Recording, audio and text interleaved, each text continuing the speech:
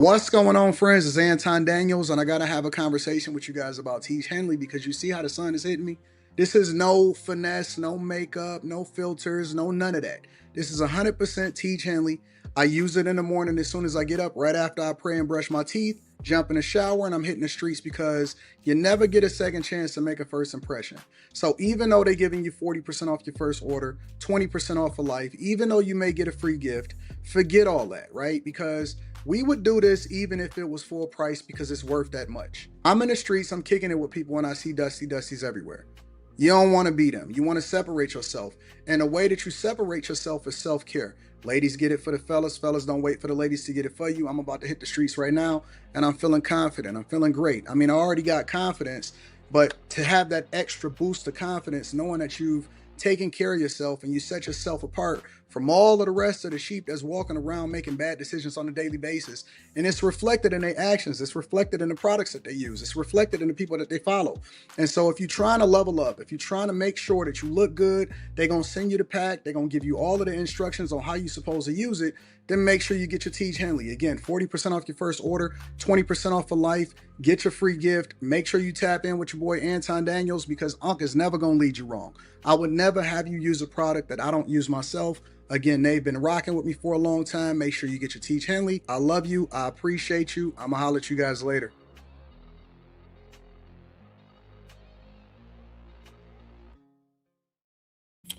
What's going on is Anton from AntonDaniels.com. I appreciate you guys for continuing to rock with me. Thank you for tuning in for another edition of the Millionaire Morning Show.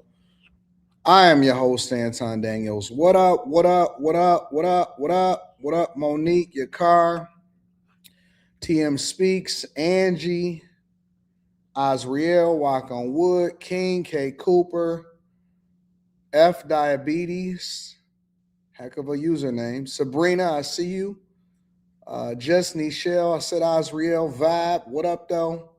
Shantae Jackson, Dame Lee, Jason A-Team, Jesse, Los Way. My name is Corey, 2000 Lamar, Janine, Gerald Sparrow, Cartez, Williams Account Tax. What up, y'all? Nathan, I see you. K. Cooper, Onaka, One Heavy Duty Shorty, Uncle Tezzy, Corey Nukes, Chris Cunningham, Los Way, Erika Carroll, RW, Joe Gunn, Zion. What up, y'all? James, Greg, Reeves, Josh. If you are a person that has never commented inside of the comments before the ski report, I see you. Juan the Wiser. If you're a person that's never commented before, make this be your first comment and say what up, though. Michael Perry, Brent Morris. What's up, y'all? Christoph, how y'all feeling?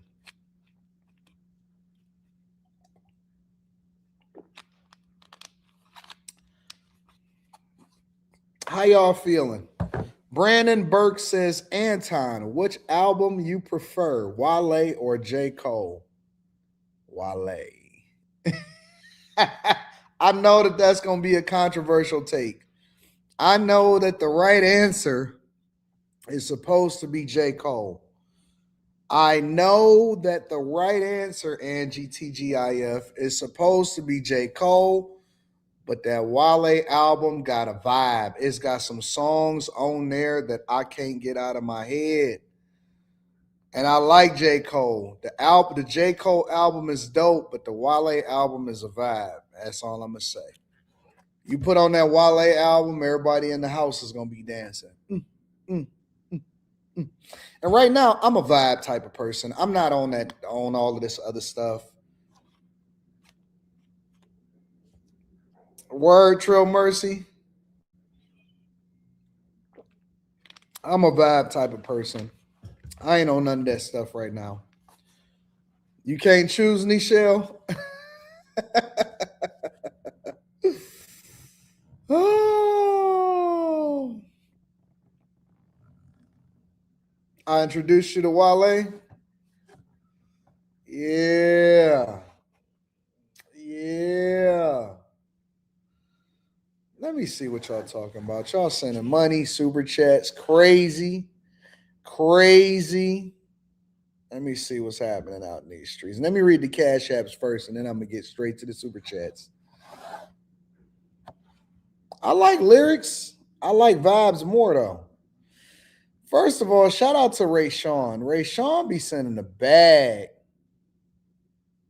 I'm not going to read it. I know you said that don't read it, but I just appreciate you for supporting the platform, bro. Thank you, Ray Sean. Courtney Eggers show says numbers is slowly creeping up. Wow, if your numbers is creeping up right now, Courtney Eggers show, that's impressive, because usually what people don't know, and you know this after you do content for so long, what people don't know, which is actually impressive for me because I've been able to kind of mitigate that, is at the beginning of the year after the holidays, it's supposed to slow down a little bit.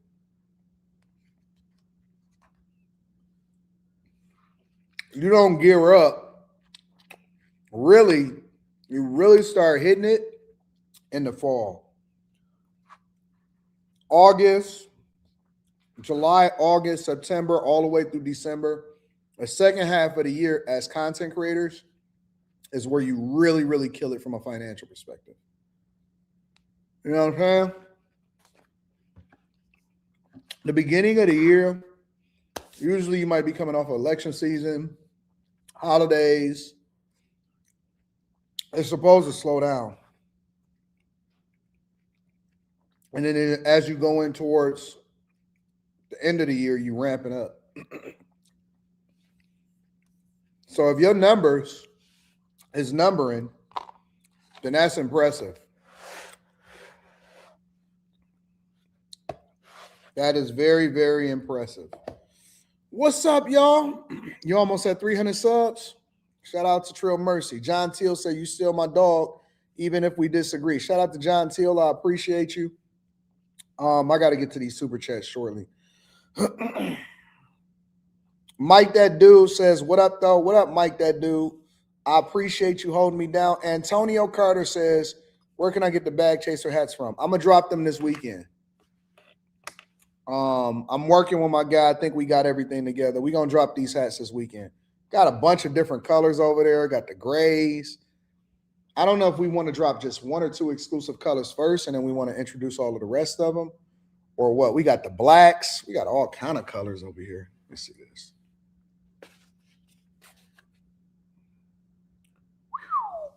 That's different. It's like a darker grayish outline. It's all kind of colors over there. All kind of colors we got over there. So, yeah, we're going to drop them this weekend. So I got you. That's Antonio Carter. Also, Rand Wilson says, AD, NFL player charged in a girlfriend's death. Send that to me, and we'll go over it today. Daniel was always learning, says, blessings, AD, a new day, a new way, new wisdom, new blessings, and a new show. What a blessing it is, AD. You are here. We are with you for another Jesus chosen day to fulfill his purpose and blessings. Shout out to Daniel was always learning. That's a great way to start off the show. Jason 18 says, shout out to all of the couples out there and the bag chasers. Make sure you treat your significant others well this weekend. Is the weekend of love. You know what, Jason 18, I'm going to be honest with you, bro. I don't see it that way. I say if your person is treating you exceptional on Valentine's Day only, if you don't feel like every day is an opportunity or Valentine's Day, then you're probably in the wrong type of relationship. I'm going to keep it 100. If y'all waiting on Christmas, Valentine's Day, birthdays to do something unique or special for somebody, we got a bigger problem on our hands. You know what I'm saying? So the reason why I don't really care to celebrate these type of days is because I almost feel like this is a day for everybody else to figure it out. Every day is bliss over here with me.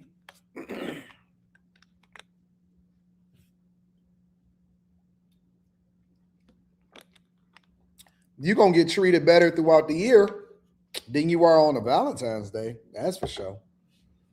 That's the way I see it. But listen, I respect.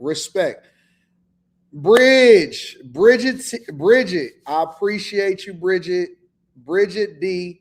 Happy Friday is it Friday the 13th? What? Happy Friday the 13th, Bag Chasers. AD, your content got me through my company audit. Thank you. Stay blessed always. You know what's so funny about it? First of all, thank you, Bridget, for contributing into the platform, because you know I never ask for it, but I'm always appreciative. So the fact that you showing love to me, hopefully I continue to add value to you. Thank you, Bridget. Thank you, Bridget. Thank you, Bridget.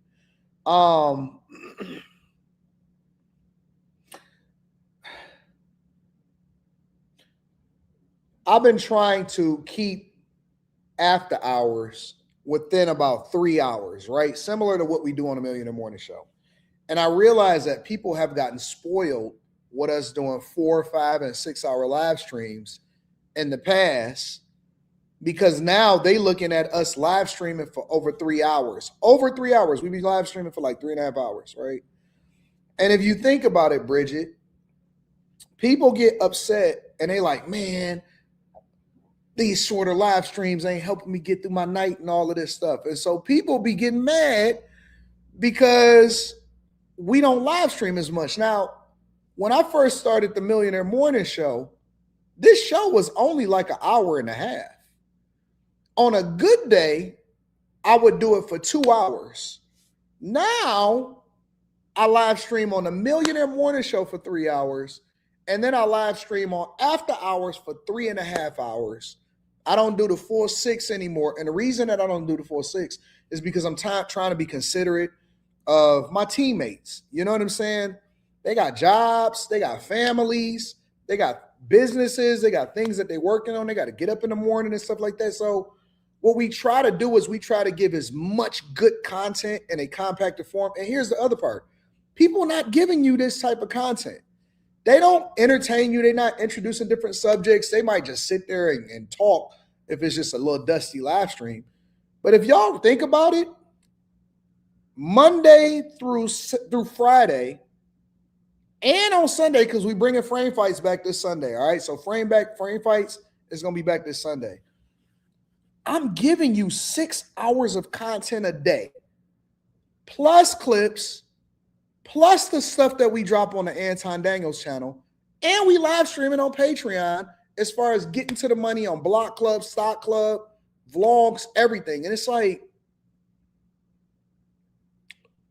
I've been consistently killing it. Like, I haven't taken no vacation. Even when I go out of town, I'm still live streaming with y'all. Even when I go and take care of this, I got to take a flight here or whatever, I'm still pushing out content with y'all. I'm live streaming. And it's like, why you not live streaming on the after hours show for over 6 hours? It's like, damn, like, y'all niggas don't want me to have no life. You know what I'm saying? They don't want me to have no life, Bridget. I'm telling you, they don't want me to have no life. I don't know what it is. My daughter, I was talking to her this morning. She said, Dad, you might need a vacation. I said, I don't want a vacation. She said, why you don't want a vacation? I said, because work gives me life. I love creating. I love talking to people. I love adding value. I love commentary. I love create. Like, this is what I love to do. Yes, I do drop videos while live streaming. Thank you, my girl. Thank you, Bridget. I appreciate you. Yeah, because videos be still dropping while I'm kicking it with y'all. Manny Plays PC says, just watched last night's show. Slimmy had me in tears. Yeah, Slimmy was cracking us up. LeBrack says, good morning, Anton. Good morning to the Bag Chasers. Good morning. Daniel says, AD, I know your movies will be fire. As a talented writer myself, I see that you understand that writing is an art form that starts with our idea, must be formed around what people want and like. I hope y'all gonna enjoy my next movie that I'm gonna be shooting. Volti Cart says, her game new album, instant classic. Meanwhile, while working, wait a minute, let me see what's dropped. What's dropped, y'all? On Friday. Let's see what's new. And then y'all want me to create new shows. Jill Scott dropped. Jill Scott getting a little too freaky.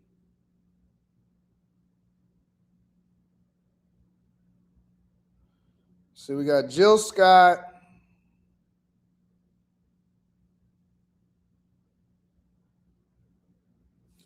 Cascade, because I'm into electronic music. Let's see what else. LMA.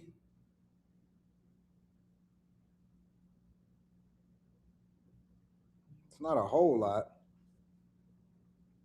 Shout out to my dog Courtney Egger with the Cash App. Said for smaller content creator support. Facts. We got a content creator live stream that's coming up on Patreon. So I guess Jill Scott it is, huh?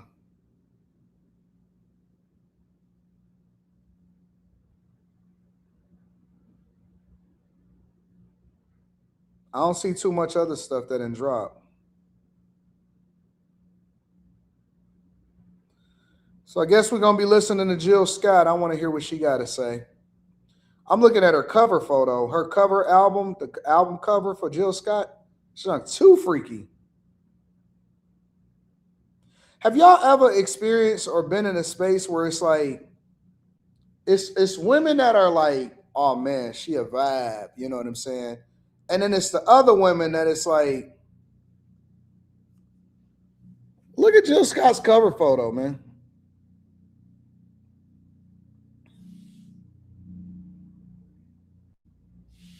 Like, you know how stuff sometimes be a little too artsy, a little too freaky.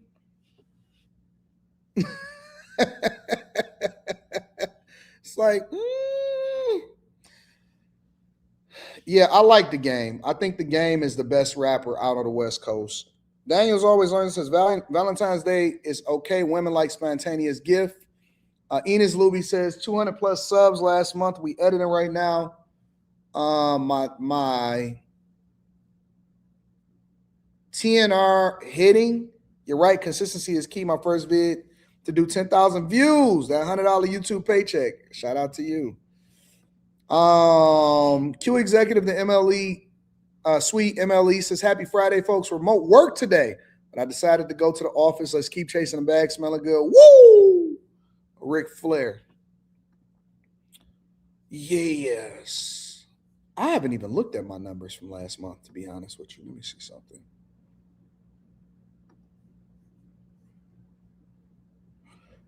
Gonna came to the money. What was last month? January?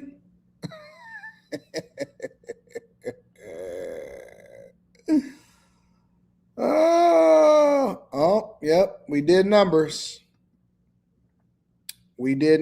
So January was good. And when you compare your numbers, a lot of times going forward, y'all, when you compare your numbers, make sure you're comparing them. And I don't want to talk, I'm not going to go into this too deep because I got a Patreon live stream on content creation coming up. You want to operate like a business, right? So when you're comparing your January, you compare it against January of 2025. Okay?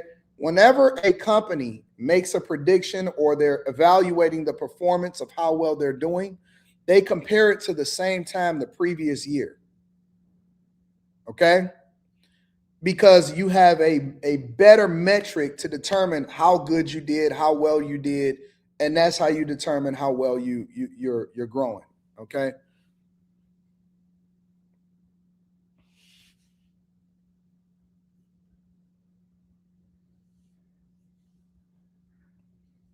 Can I do another tour of my home bills? You know, in the Patreon, it's YouTube Tech, the electric era, more AD. More AD can sleep and rest when you get to heaven, but we won't. That's why Jesus loves people like us. We will be working even in heaven, no sleep, only progress. Wigs and Wine Lounge. Is that a podcast? I'm gonna have to check that out. Can you do another tour of some of your home builds? I think that is great. I'm interested in doing commercial flex buildings in the near future. You know what's so funny, Wigs and Wines Lounge? I'm seeing a lot of home hacks. It's a lot of people failing that's in the real estate game right now.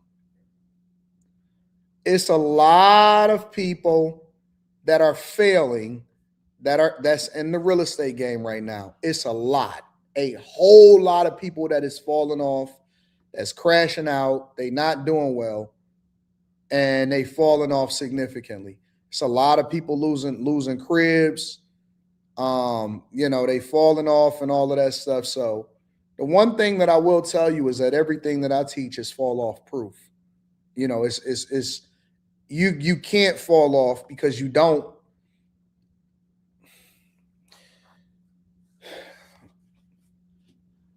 I did Block Club earlier in the week. And I showed people the receipts of the latest property of me, what I leased it out for. I showed them the lease agreement. I showed them the finished property. I showed them a lot of different things, right? And here's the thing. I don't have a mortgage. At the end of the day, it doesn't matter what I spent on the property. And I did a cost breakdown of what I spent on everything, excavation, electrical. And if you want to go back and watch that, you can go back and watch that. The link is in the description for you to join the Patreon. Go back and watch it. I reposted the video for y'all to restream and look at, right? So I went through everything, electrical, excavation, additional costs, what I spent, what I overspent on, what I could have saved money on, kitchen appliances, tile work, electrical, plumb, everything, right? So I talked about everything. Hey, do you see Trump talking about the EPA? I'll go to that in a second. I'll go and check it out. I gave him a cost breakdown, and I said, yep, I could have probably saved me $150,000 on this build if I wanted to, but I overspent, and I told him the reason why I overspent and everything. But at the end of the day, I showed him what I make a year on the property, and I don't have a mortgage. And so that's the difference. The difference between me and everybody else is that a lot of people tell me, Anton, you can leverage this or you can make more money if you do it this way. I'm not interested in doing it nobody else's way because I don't fall off. I can't be impacted by what happens in the economy because I don't have a mortgage. I don't have the overhead that other people have.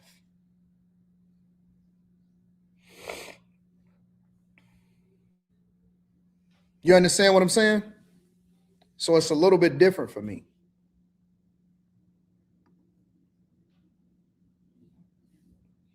When I hear women a lot of times and they'll say, yeah, my man did this for me or he bought me a car. I don't believe you. You know why? He didn't buy you a car. He gave you a car note. At any point, if he leaves, he made you dependent on him, right? And that's the difference between somebody that's a boss and somebody that's trying to impress you, right?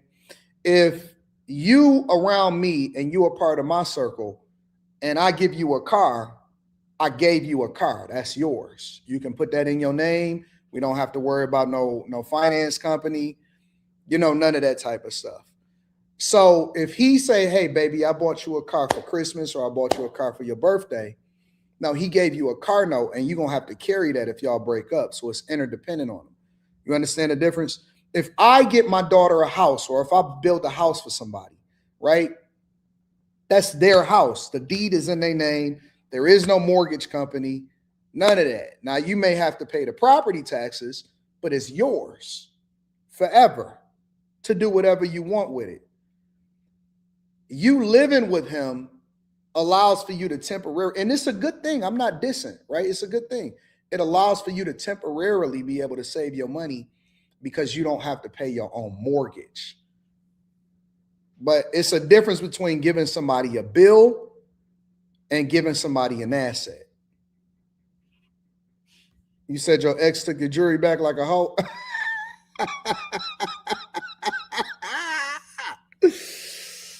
Oh, you know what I'm saying? That's the difference. When you around me, I'm gonna teach you how to be self-sufficient. I'm gonna show you how to get a bag, and then I'm gonna put you in a position to do so. When you around other people, they gonna pretend like they gave you a shiny object, but they really just gave you a bill, and that's the difference. You know what I'm saying? Mrs. Bailey says a gift with a bill is no gift at all. Facts. That's a burden. Let me see what y'all talking about. Trump is talking about the EPA. Is that what y'all said? Let me see. Trump.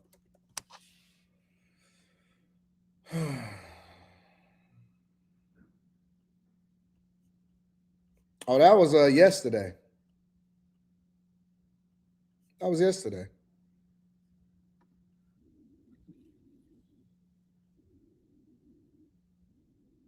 Let me see.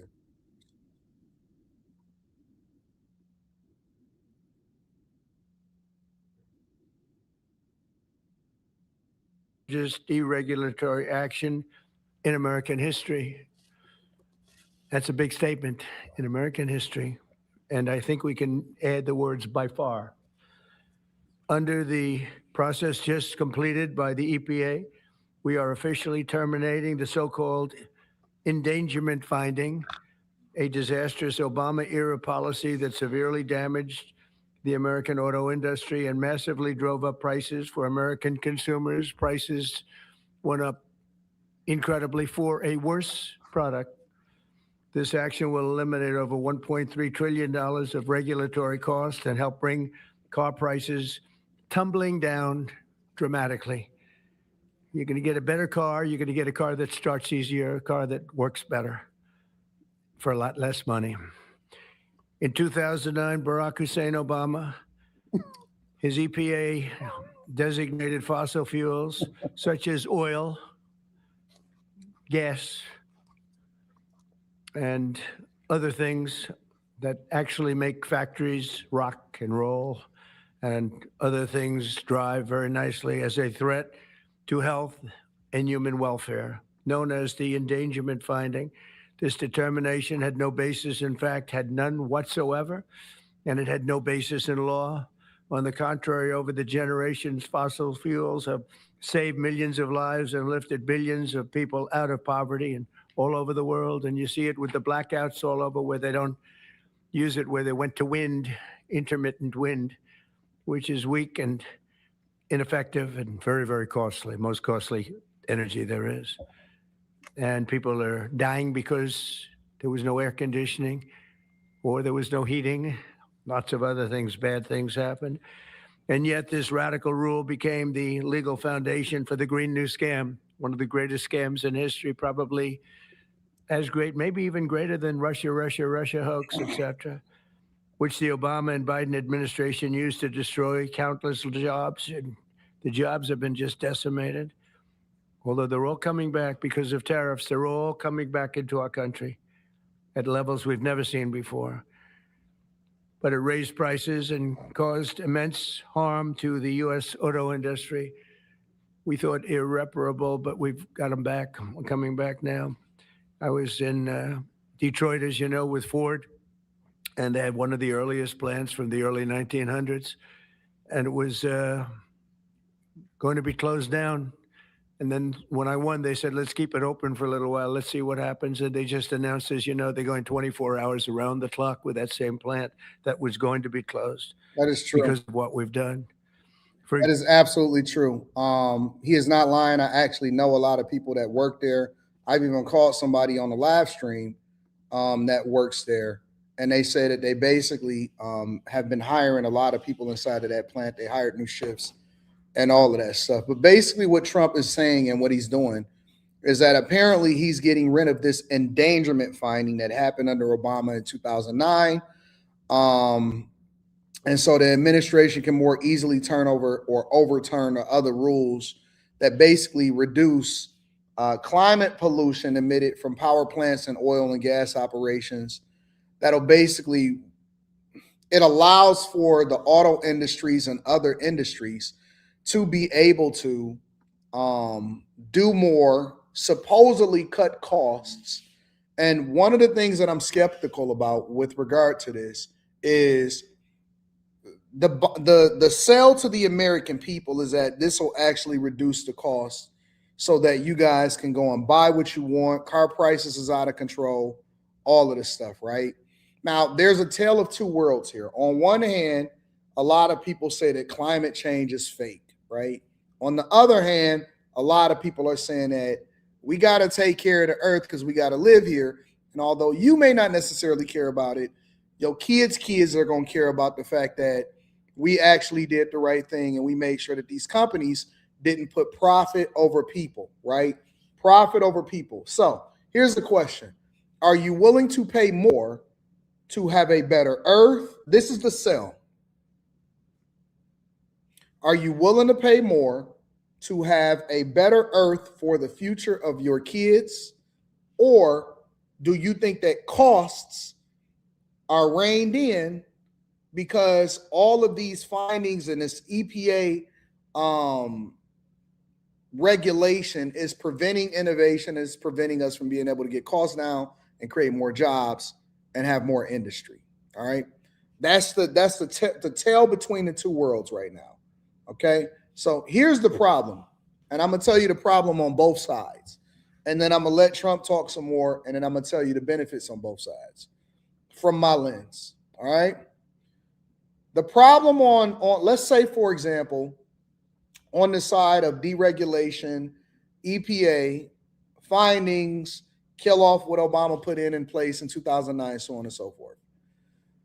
Do you honestly in your heart believe that auto companies, let's say they now don't have to go over so many hoops and spend the money that it takes to meet regulation standards that is defined by the EPA in order to ensure that pollution and climate change is not being affected in a negative way, right? Let's say that they now have that savings inside of their threshold, and this is what they're doing. Do you really believe in your heart that that savings is going to be passed on to you as a consumer? Historically, what companies have done when they get savings, and this goes all the way back over into the auto industry in the 80s and the 90s when they first started to say, well, we're going to start building cars and we're going to start shipping parts over in China and Indonesia and Mexico and all of these, and Canada, right? And we got the North America Free Trade Agreement, and we're going to manufacture some parts over there and we're going to ship it over here because it's cheaper. Then it's going to make cheaper cars for you, right? Guess what never happened? Car prices have never, ever, ever gone down, ever. You know what happened? It increased the profits with the companies. So if you're looking at it from the lens, we need to have more profitable companies because I'm a shareholder and I'm an investor in the auto industry, then that's one thing. But if you are a consumer and you believe that this is going to affect your ability to buy and finance a car at a cheaper price so that it's going to lower your costs, you're a fool. And I'm going to keep it 100 with you. You're crazy. If you think that the auto industry in any way is going to pass on that savings to you guys, now you can say that maybe there'll be more jobs because the economy, you can make that case and say, hey, maybe we'll have more industry and more jobs that is created inside of the United States of America. I'm with you on that. That's a possibility. But if you think that that translates into you having a cheaper car on the lot, you crazy. You're insane. You're insane. That's not how it works, baby boy. Baby girl. That's not how it works. Companies are incentivized to add value to shareholders. And the only way that that price comes down is if they think that they can sell more, which then adds capacity and it allows for them to take more market share within the auto industry. That's it. If it benefits the bottom line, if it benefits the shareholders, that's how it translates over to you. So that's the negative on the side of deregulation and thinking that that cost savings is going to be passed over to the consumer. It's not. It's not. All right. The other side, let's say you on the liberal and you on the Democrat side and you say, hey, we need EPA regulation or whatever. Well, again, the downsides or the pitch for the downside of that is if you let these companies run amok, they don't give a fuck about trying to meet expectations of doing the right thing on the planet.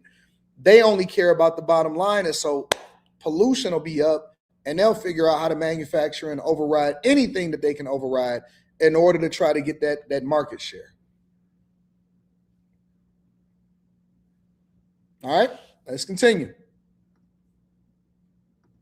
Example, under the endangerment finding, they forced the hated start-stop feature onto American consumers, which unnecessarily shuts off a car's engine when you stop at a red light. In other words, the engine goes off. That's great.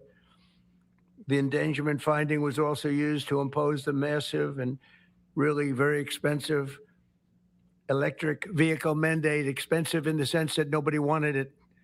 Everybody was going to be forced to buy an electric car in a very short period of time, even though you can't power the car because we would have had to spend $5 trillion on power stations. That's all dead, gone, over. These crippling restrictions were a major factor in driving up car prices to unprecedented levels, and the car that you were getting was not nearly as good.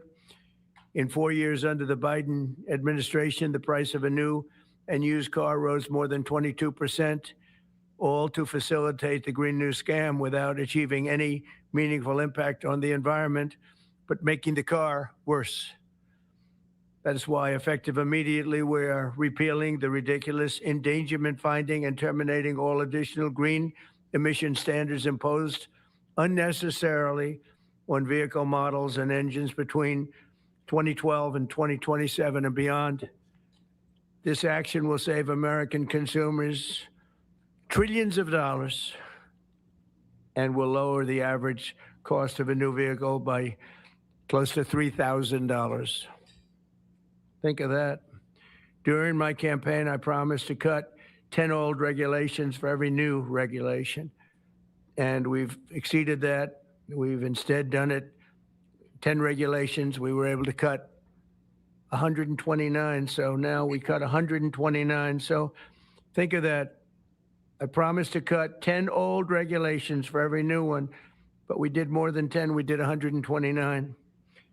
It's something nobody can even believe it. So we did a lot of regulation cutting in the first administration, a record, nobody even close to it now. We're actually exceeding it in this administration. If we had responsible companies and if we could trust large corporations to do the right thing, we wouldn't even need all of this regulation, to be honest with you. That's really the play, right?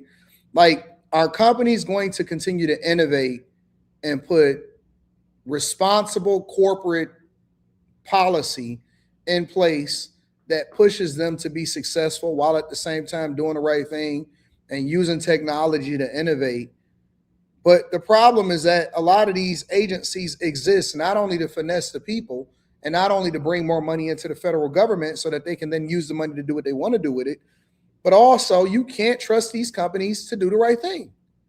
That's the problem, is that if people were responsible and if companies just did the right thing, hey, listen, you don't need no EPA. You don't have to beat the bare minimum in order to, why don't you innovate and give people a product that they want at the same time? But no, they don't do that. It's a race to the bottom and the fat and the profits at the expense of the people, even if it pollutes the fucking world. And so if you let them do the least, then that's exactly what they're going to do in order to, like, we shouldn't even need all of this red tape and government agencies to ensure that people are going, that companies are going to do the right thing. So messed up. Like, you can do both. You can be ethical and you can be innovative. Imagine that. You can be ethical and innovative. And that's the problem. Thank you, Wigs and Wine. I see you signed up for the Patreon. Shout out to all of the new bag chasers and the Patreon members. That's the real problem, is that you just can't trust companies and people to do the right thing. The biggest one yet that we've done is happening right now. So perhaps no industry has benefited more from our historic deregulation campaign than the U.S. auto industry. We canceled the EPA's absurd, just totally absurd tailpipe emission standards, which was a disaster for automobile manufacturing, and revoked Biden's emissions waiver that would have allowed California to regulate automobiles for the entire nation. And they're crazy out in California. They have nothing but trouble out there, as you know. That's why people are leaving in record numbers. I also ended Joe Biden's extreme CAFE emission standards, saving the average American consumer much more than $1,000 when they buy a new car. But now we're talking about close to $3,000.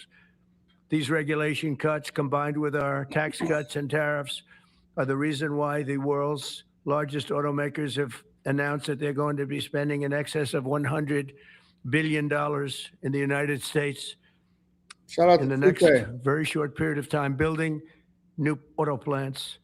We're bringing our auto plants, assembly plants, and factories roaring back to life. Somebody said, I'm going to read these super chats shortly. Shout out to my dog, 2K. Somebody said, yeah, we need a cheap V8 again. Now, you know what we really need? We need automakers to remove all of these fucking screens out of the cars. Give us some buttons. Give us some basic Apple CarPlay and Android Auto. Bring back actual physical knobs and physical buttons, and give us the basics and stop giving us all of these extras and cut the cost of the vehicle. Give us something pretty to look at and something that men want to work on inside of their garage, and you'll have a great fucking company and a great product. You'll sell tons of it. You'll sell tons of it. Increase quality, give us the basics, and let us figure out what we want to put in the vehicle ourselves. Give us a fucking V8 on my car, or at least an option to add a V8 in it. I don't need screens I don't need an iPad on every single thing. Yes, you can simplify it if you want to make it a mass-produced vehicle that allows for soccer moms to get back and forth. And we want options. We want options. We want physical buttons. We want it integrated beautifully. We don't want to spend a bunch of money on, listen, we don't need all of that. I don't need speakers in my seat rests. I don't give a fuck about ambient lighting. I don't care about lumbar and all of that stuff. Men don't care about that. You know what we like? We like the sound of a V8. We like the ability to be able to work on our own car. We like the basics and allowing for us to be able to get to and from, and we want that mug to look sweet. And that's it. And we good. And we want it to be affordable to where we can actually buy it and do some customization work to it. All of that other stuff, we don't care about none of that other stuff, bro. We could put our own turbos on there if we want to. We can put our own superchargers on there if we want to. We want to be able to change our own oil. We don't care about Harman Kardon audio. We don't care about none of that shit. If we want to, we'll do our own sounds, everything. Cut all of that stuff out of there. Cut all of the costs, everything, bro. And we can figure it. We can figure the rest out ourselves. Give us something that look beautiful, that harkens back and acknowledges some of the beautiful cars of the past. Give us the option to get a V8. We don't need the passenger to have a fucking screen on their side too. What they gonna do? What they gonna do with on a screen on their side? You don't need TVs in the back. You don't need none of that. You just give me the basics and we rolling. We good. We good. But, you know me, if I was an auto executive, all of that would change. All of that. We like manual transmissions. You know what I'm saying? Like, we cool. We good on all of that rest of that stuff.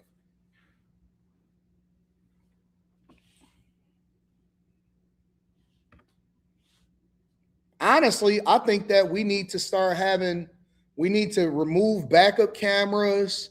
We need to remove all of that stuff. Why, Anton? Because niggas don't know how to drive no more. People don't even know how to get up the street to the grocery store without putting it into their maps and their GPS no more. People need to learn how to parallel park. They need to learn how to go back to the basics of understanding what driving is. You know what driving is? Driving is rolling down your window. Driving is being 16, 17 years old, getting your license and saying, where the hoes at? Where the hoes at? That's the first. Hey, man, I'm coming to pick you. Hey, man, are you at home? All right, come outside real quick. Yeah, come outside real quick. Let me show you something. Oh, dog, oh my God. Nigga, we rolling. We good to the summertime. Nigga, we about to get all the hoes. Nigga, life was cruising in the car for the next 5-6 hours, and the car was the main character. Nigga, we was the assistants. The car was the main character when you was coming up. You cruising for 5-6 hours trying to find out what house at. Go up and down 7 Mile, hit the lodge, go down to Belle Isle, hit Jefferson. Oh man, everybody ain't out tonight. They ain't out yet. All right, cool. That's cool. Well, let's hit the Coney Island. Go to the Coney Island, get something to eat. You know what I'm saying? Hey man, what sun coming down? I know Belle Isle is on 10, nigga. Go hit the strip.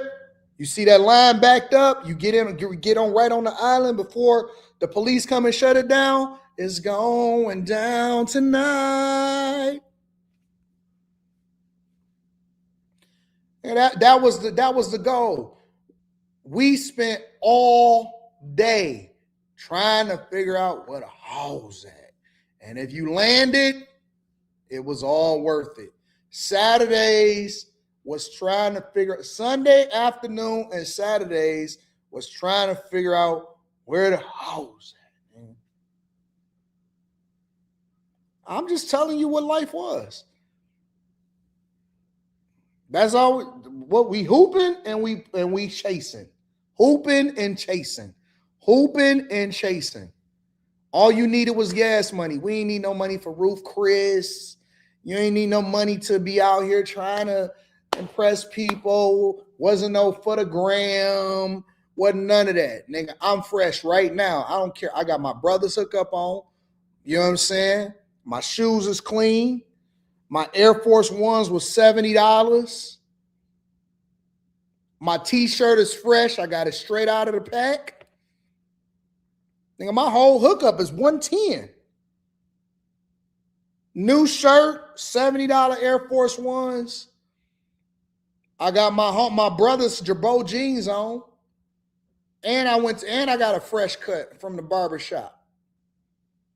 I got a tank full of gas because we all put in on this, and we in the streets, nigga. We stroking the streets. We hungry. We ain't stopped and got nothing to eat. It's cool though, because we got Armor All on the tires. You know what I'm saying? My sounds is booming. And where the hoes at, nigga? All of this other stuff, nigga, you know why we didn't need GPS? Because navigating through, you might find out where the hoes at. You might just stumble up on the hoes. You know what I'm saying? What you mean? What you mean? We good, nigga. What you mean? Y'all talking about you gotta take me to a high-end restaurant, a steakhouse? You mean taking you to the steakhouse? Nigga, the reason that we were so skinny is because we didn't eat, because we were spending all of our money on our gear. We didn't spend no money on food. We spent our money on gear, sounds, Flowmasters. You know what I'm saying? The pull out CD player. All of the money was spent on getting fresh. What you mean spending money on food? Food? We all hungry. What you talking about?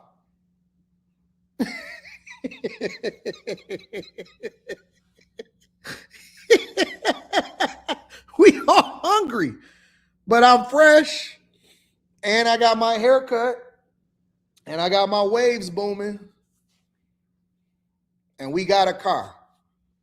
It's 4 of us. We all in the car. 2 in the front, 2 in the back. I got shotgun. You know what I got shotgun mean? I got the front seat. Everything started going downhill when they started talking about, I don't want no scrubs. What you mean? What you mean you don't want no scrubs? Sitting in the passenger side of my best friend's ride, trying to holler at me. You ain't got no car either. We both ain't got no car. What we talking about? Man, fuck what they talking about. What's up? What's your name?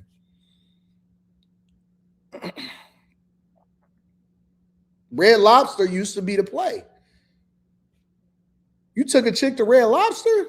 Nigga, that's a steakhouse to us. Remember when I got my first car?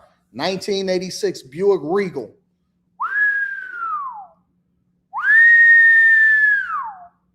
'86 Buick Regal. First thing I did when I got my first check is I went and got some Flow Masters. I went and got some sounds, 4-barrel carburetor. Nigga, we was out here living, nigga. What you talking about?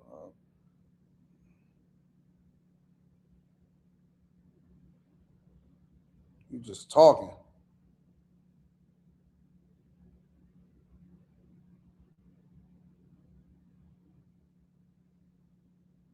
Out here figuring it out. Let me see something.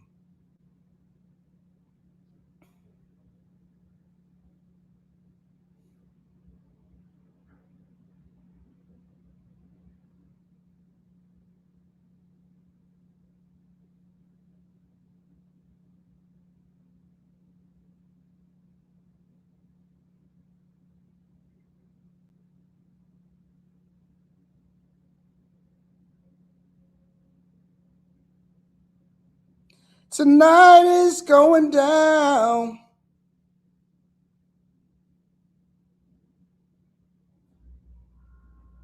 I don't know if I got any of that old stuff. I used to be riding. Talking about Willis. Trying to find out what a huss at.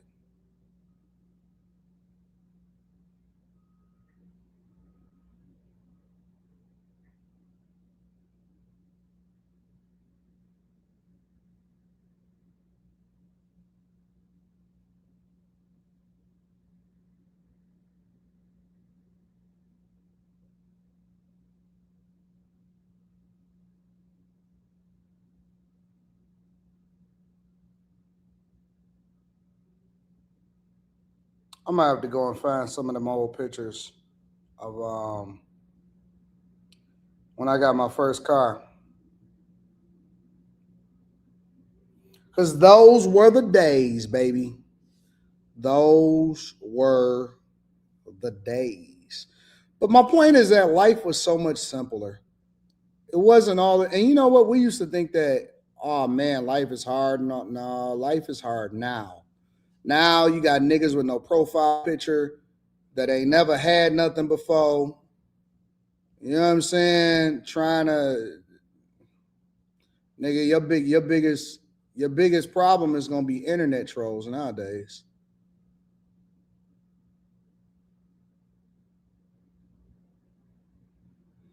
It's gonna be random ass motherfuckers that ain't never had nothing. They gonna sit there and tell you what you was in high school.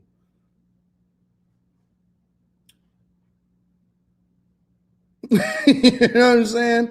That's gonna be your biggest thing nowadays is niggas that tell you wanted to be right, do the right thing, have a family and all of that shit. You cleaned your life up, and now motherfuckers are sitting there telling you about what your life was and who you was back in the day. Like, nigga, who you talking to? I'll break your face.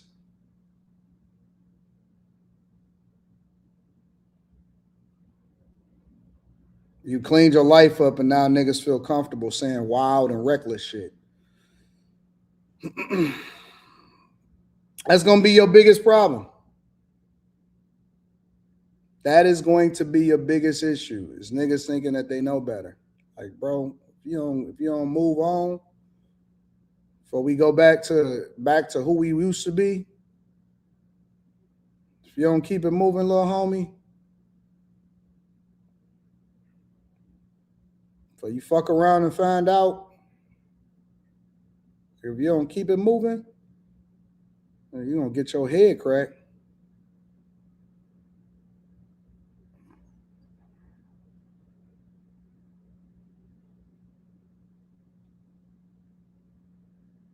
Yep, that's high school. Hood, bunch of little hood rats around. There it is. That's high school. There it is. That's high school. Girls had these little updos and all this little dumb shit. You sitting there in high school.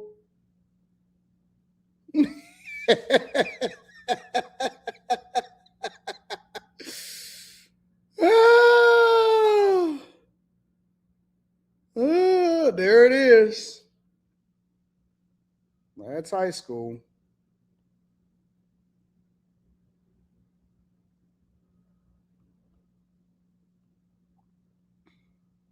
Nigga, I was fresh in school, nigga.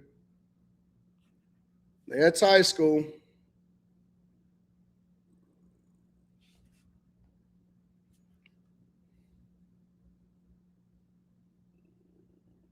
Yep, there it is.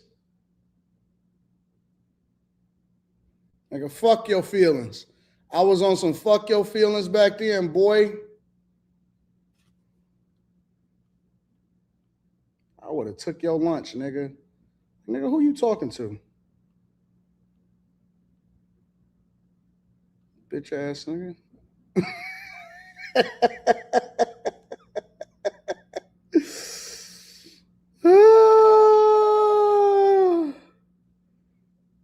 Like, nigga, who you talking to? Dog, do you know that I will break your face, nigga? Fucking talking to me like you ain't got no sense. Anyways. Let's move on. I don't know how we got here. Nah, nigga, I never wore FUBU shorts, nigga. But shout out to Shin C. Salute. I appreciate you. Daniel was always learning says, love how Daddy Trump always says their full name. Marlo Reed says, A-Town says, what up, A-Town? In the building. I see you, A-Town. Shout out to you, big dog. Little Black Duck says, another thing people forget, Obama was cash for clunkers, which siphoned off hundreds of thousands of maintainable used vehicles. It was the Hoopty Holocaust bag chaser salute that had to kickstart the auto industry. It wasn't no sales in the auto industry. My dog 2K in the building says, shout out to my boy Time Dog and the Chasers. 2K is a winner. 2K went over to the other platforms and he doing the thing. He said, Time, you got to get over here. I said, I don't know, 2K. Daniel was always, that's my dog. Shout out to 2K. Daniel was always on and says they need to make all vehicles all metal again. They're not going to do that. California is about to start charging to use the roads, says Think First. Facts. As a CDL driver, these new drivers are spoiled with GPS. I learned to read an actual map from an old school trucker. That was the way, that was life. You know, they about to have it to where you don't even have to drive no more, bro. Brando says, as a UPS driver, watching people with backup cameras struggle to reverse is always mind-blowing to me. Daniel says, start that Saturday all fresh, fitted at the mall. Tony Esquire says, sup, Anton, you raise an interesting point about traditional car driving. When switching lanes in my Tesla, I still check my blind spots for safety. I don't trust this technology, bro.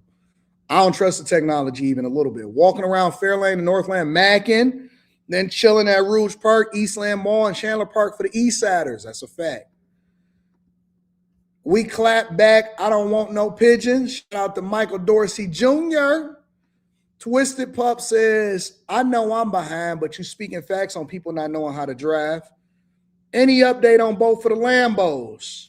I just got an email yesterday that was saying that they want us to come for some driving thing. Bro, I don't think that these cars, the Temerario is not going to be here until I think the summer. I think that the summer is when it's going to actually start dropping and being available. I haven't heard anything. I can actually call if I wanted to. AP says, hey, Anton, what's up with Carrie, Mika? We missed them. They living life. They enjoying life. Everything is great. Everything is great. He says, so now AD y'all got y'all hating on technology. Use maps are also printed off directions from MapQuest and still enjoy GPS as 2026 people. Now, QB, I think you misunderstanding, bro. Nobody is hating on technology. I'm saying that we shouldn't be so dependent on it to where we don't have the ability to think for ourselves. You should still be able to, like, you shouldn't need GPS if you live in a city to get to regular places that you go to every day. Now, is it cool to have it just to make sure that you're avoiding traffic? That's one thing. But people act like they don't know what streets are no more. Like, it's one thing to use it, and it's another thing to be reliant on it for you to be able to be successful. I don't need to have GPS to drive around and get to where I need to go to. That's what we saying. We not tripping off of GPS. What we saying is we don't want to be retarded. You know what I'm saying? Like, you should still know how to drive a car and use and back up your car or parallel park without having to use the technology to do it. Is it cool to leverage it? Yeah, but do I have to use it? I don't need it. I don't know if that makes sense.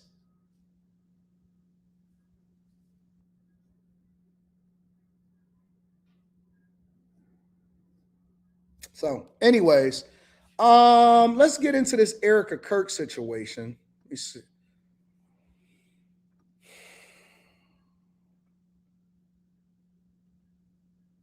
So people are basically saying that Erika Kirk is under fire. Well, I want to go to the Candace Owens version.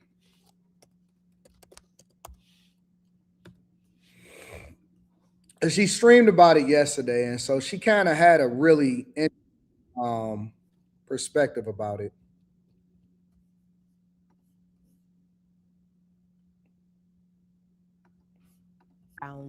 It's 2013, and therefore Erika has just completed her year as Miss Arizona, and she's 25 years old at the time. Erika is. And now you're going to learn how she met Jillian. Take a listen.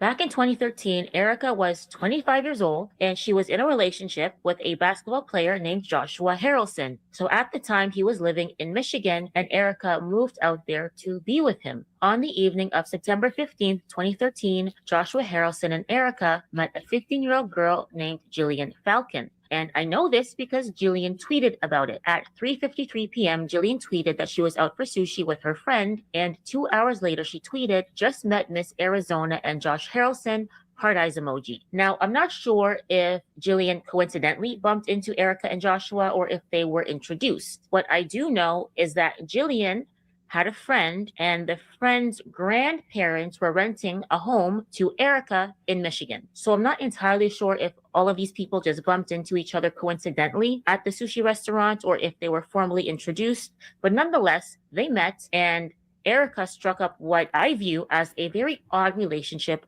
with the 15-year-old girl named Jillian.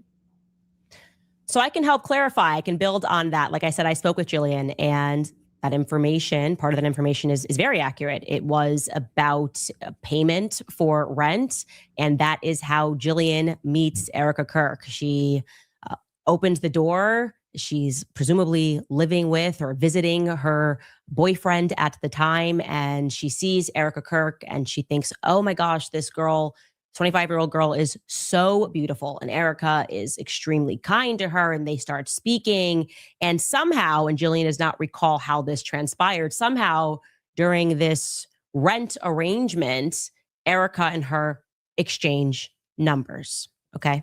So what happens next is they begin messaging each other, a texting relationship, and across social media, making comments on one another's posts. And in the beginning, it seems fine enough, I guess. The conversation is polite, maybe something that you might expect to see between someone who has some level of notoriety or fame and one of their fans over social media. But then it picks up, just as Nicey indicates. It picks up, and I am going to allow you to listen to her explain what then transpires. And I would also, again, like to reinforce the fact that this girl, Jillian, is 15 years old and Erika is 25. It's worth mentioning that. At this point in her biography, Erika is also working with sex trafficking charities. This is that year where she says that she got involved with a sex trafficking charity over in China. I'll have more for you on that next week, but take it away, Nicey. On February 13th, 2014, Jillian replied to one of Erika's tweets by saying, "At Erika Francevy, gorgeous as always." A few hours later, she then tweeted, "Why did at Erika Francevy just send me this?" Laughing emojis. And there is a photo which says, "This Valentine's Day, I am going to touch your butt." Jillian posted this tweet on March 6, 2014. So Erika says, "Let me call you. Hold on, sweetheart. Give me a sex. Wow." And then Jillian says, "Okay," and puts laughing emojis. Erika then says, Sex too, but not from you, lol. Holy laughing emoji. You always make me laugh. I don't bat for the other team just yet. On March 13th, 2014, Jillian shared another screenshot of her text messages with Erika. Erika says, I forgot to tell you, hydrate tonight. No alcohol and don't eat a lot of salty foods. You don't want to look bloated. Jillian then responds, thank you. Erika says, no alcohol. Really, Erika? Age recognition, you twat waffle. Apparently, I haven't had my coffee yet. What the hell, Erika? Laughing emoji. Well, on that bite, ...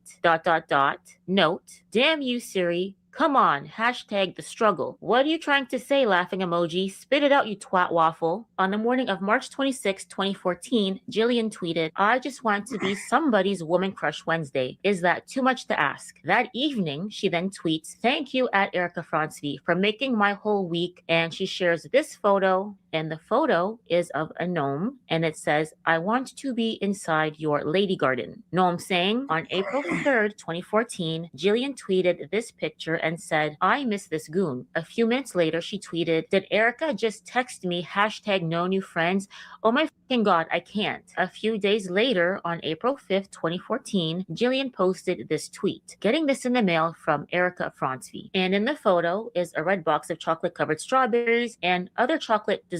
And the card in the photo says this, happy sweet 16, beautiful girl. Keep strong in faith and know that you're loved. But most of all, never forget that you are perfect and amazing just the way you are. I am so proud of you. Today is the first day of another 365-day journey around the sun. Enjoy the trip, boo. Love you, E. On June 7th, 2014, Jillian shared this tweet. This has to be the most heartfelt compliment I've ever gotten. And she attached a screenshot of her conversation with Erika. So Jillian says, thank you. Erika says, you have the most stunning features. Jillian says, best compliment ever. Erika says, your eyes, your lips, your skin, you're absolutely beautiful. Jillian responds with the crying emoji, you're making me cry. In February of 2014, Jillian went on a family trip to Puerto Rico, and Erika was liking and commenting on her Instagram posts. So Jillian posted this photo of the beach, and Erika says, unreal gorgeous. And then Jillian responds, this is by far my favorite picture I took. My mom wants to get it blown up at Erika Fransvi. Erika responds, I could see why, boo. Jillian responds, so perfect at Erika Fransvi. Erika then responds, ...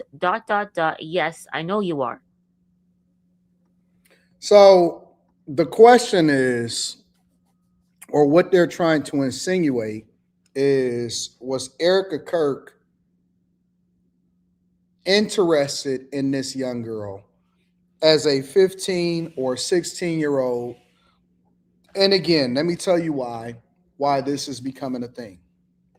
Is because people don't play about kids. And when you start to get involved with kids, that then becomes the smoking gun for people to turn against you. I believe this is one of the reasons why she didn't appear during the halftime show for Turning Point USA during the Super Bowl. I believe that this is the reason why she's trying to distance herself. And let me tell you what Erika Kirk's number one mistake was, right? Her number one mistake was becoming the face and the owner of Turning Point USA. Now, I'm very, very careful, right? I'm very, very careful not to accuse people, and I've been consistent with this, accuse people of something without having proof. I am not going to say that she is a pedo. I am not going to say that she is anything or whatever. So I am only going to present what is being presented, and then I'm going to go from there, because there is no proof that she actually got into a relationship or got physical with anybody, including this person. All right. So I'm gonna be very careful with that, because I don't want to accuse somebody of something in public opinion. All right. When you start dealing with this type of stuff and accusations, I think that if you have a decent or a significant enough platform, that you have to be very, very careful with what you accuse people of. Is this weird? Absolutely is weird. You can make a case on either side that say, yeah, well, she was just being a mentor to her, whatever. I'm not getting into that. What I am going to say is, and this is what my opinion is so far, because y'all have inspired me. No, I'm not straddling the fence. I'm not making a decision. based off of information that I don't have. For some reason, you think that I give a fuck about Erika Kirk. I don't. I'm completely indifferent on Erika Kirk. This is not a straddling the fence. This is not I'm on her side or I'm against her. I don't have any skin in the game on this issue. I'm observing and I'm being careful not to accuse somebody in the court of public opinion because I wouldn't want somebody to do that to me. On the outside looking in, it looks weird. It looks weird. What do I believe about Erika Kirk based off of my own research so far? Because again, you guys have inspired me. You have inspired me to go down a rabbit hole to better understand who she is and what her past is, okay? This is what I have discovered or what my opinion is so far. She was Miss whatever. She was obviously heralded as a beautiful girl as she was coming up. And with that, she was just like every other woman, especially like every other white woman. And you know what that is? She talked to athletes. She talked to people that was significant. And then eventually she landed somebody that was significant, that she seen a vision in this nigga and that Charlie Kirk was going to be going in a certain direction, and she rolled the wave. That's why she was talking to the NBA player that played for the Pistons. And then she monkey branched over to another guy, and she monkey branched over to another guy. And just like most smart white women, they eventually marry into a situation that allows for them to benefit from the growth that comes along with being with a certain type of person. I don't believe that she is any different than any other woman. And then she got thrust into the spotlight. And now that she was thrust into the spotlight,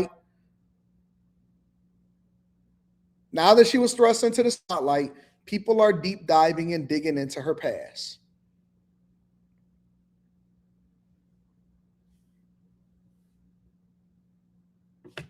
That's it. I don't think that she's any different. And here's the other part of it. I think that people have the ability to evolve. People have the ability to change. They have the ability to become conservative. They have the ability to give their life over to God.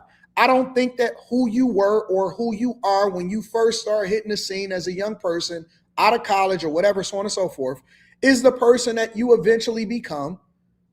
You evolve as an adult. You're supposed to be different. Now, I haven't deep dove enough to be able to understand what that transformation looked like, if it's real, if it's not real. But the point that I'm making is that I believe that all of this never happens. It never happens. This whole deep dive, these conversations, this trying to understand who she is and all of this stuff, none of this ever happens if she don't become the CEO of Turning Point, or not even CEO, the face and the leader of Turning Point USA.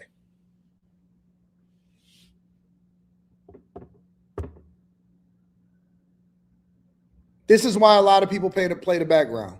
This is why a lot of people like to control things. This is why people say, I would prefer to have the money over the fame, because people don't want all of that visibility. They don't want all of that smoke. They don't. They don't want to be able to not be able to go outside. They don't want to not be able to go to the grocery store. They want to live their life, be cool, and stay out of the mix. They don't want all of that visibility.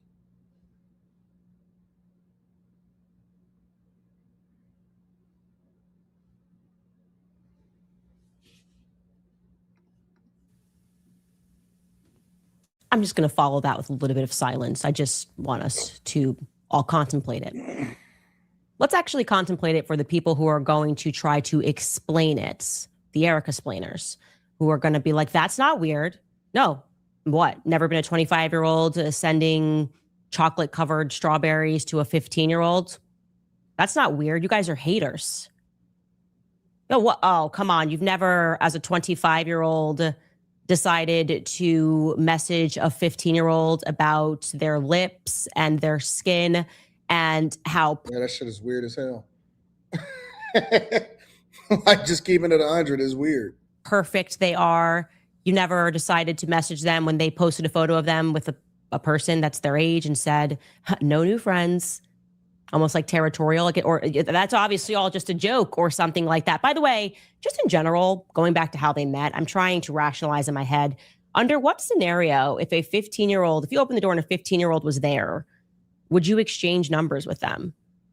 Like, I'm trying to rationalize it. Maybe if they were with their parent and they were like, the parents were like, he was looking for a job. Like, I don't know if you need like a babysitter. You guys want to go to dinner for a couple of hours, sort of a thing, maybe.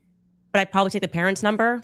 Yeah, I would definitely take the parents' number. I actually can't rationalize that. So I'm throwing that out because sometimes people in the chat can be more creative than me. And they can say, oh, no, it's totally adorable to exchange numbers with the 15-year-olds.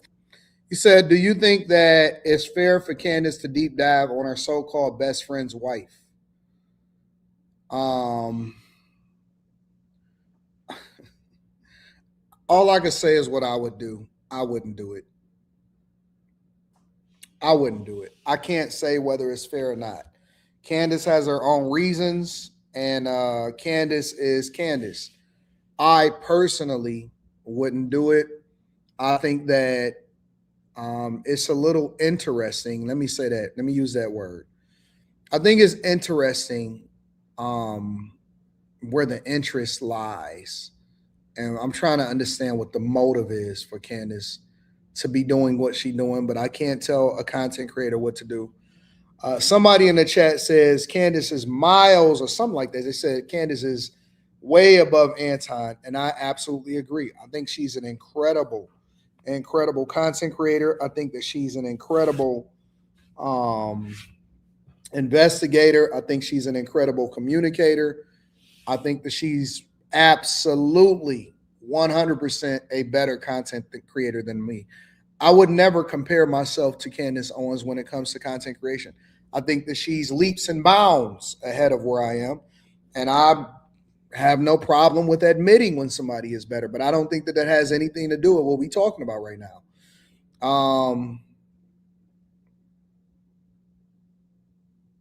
I don't understand it. It doesn't make any sense to me. And it just doesn't make any sense to me personally. But maybe I need to do some more research. And then kind of have this relationship with them where you're commenting and saying, making lesbian jokes. I don't, swing for the next team yet. Is that appropriate to say to a 15-year-old when you're 25? Come on, where are my Erika splainers in the chat? I want to hear it. It's a time to be alive. Everyone's explaining Jeffrey Epstein and all of his friends. Go ahead, go for it. I think it's fine. Go ahead. I want to hear it. There's so much that disturbs me about that. But again, when I first was going, everything is wrong here. That's my natural intuition.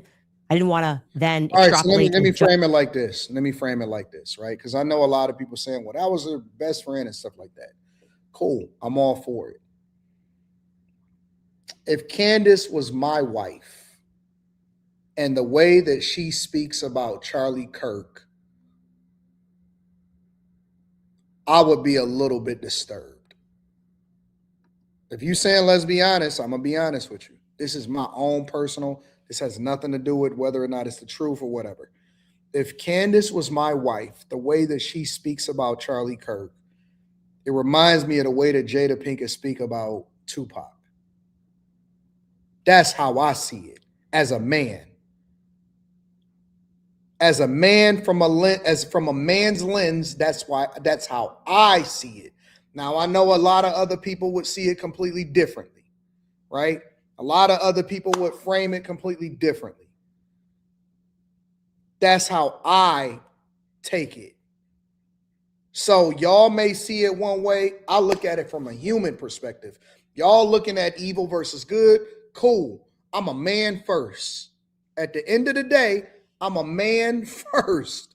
And so if my wife personally were speaking this way, I would be like, hey, So what we doing? You know what I'm saying?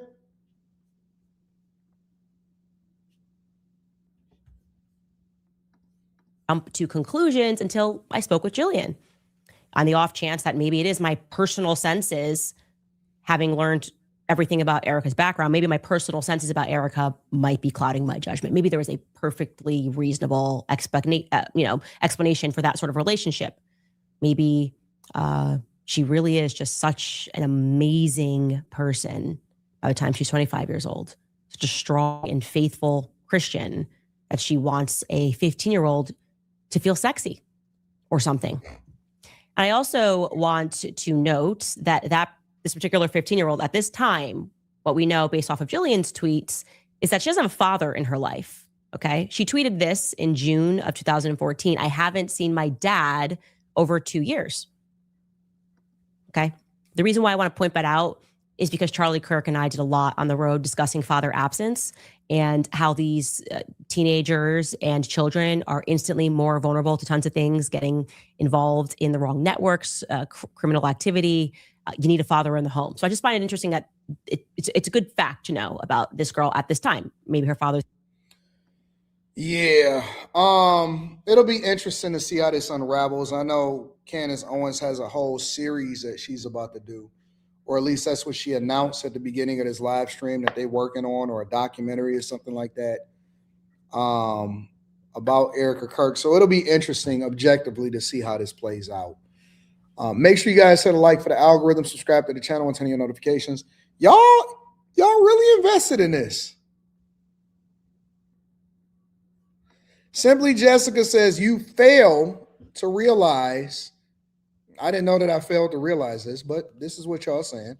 Because you know me, I like to talk with people in the chat. You fail to realize that both Candace and her husband were friends of Charlie. Candace just has a spotlight, but her husband is producing the shows with her. All right, cool. Well, let me say this. If anything ever happens to me, leave my wife alone. Let her go the way of Vanessa Bryant. Don't fuck with my family. Don't do no investigation into my people. Leave my people alone. Whatever happened, happened. Let it be whatever it is. Whatever. Leave my people alone. If I'm not here, they regular citizens. Cool. That's all I'm saying.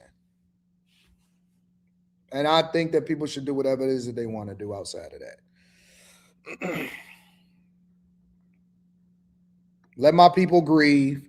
Let them handle my business however they want to handle the business. And let's keep it moving. Tony Esquire says, for the record, I don't have a profile picture because I'm an active duty.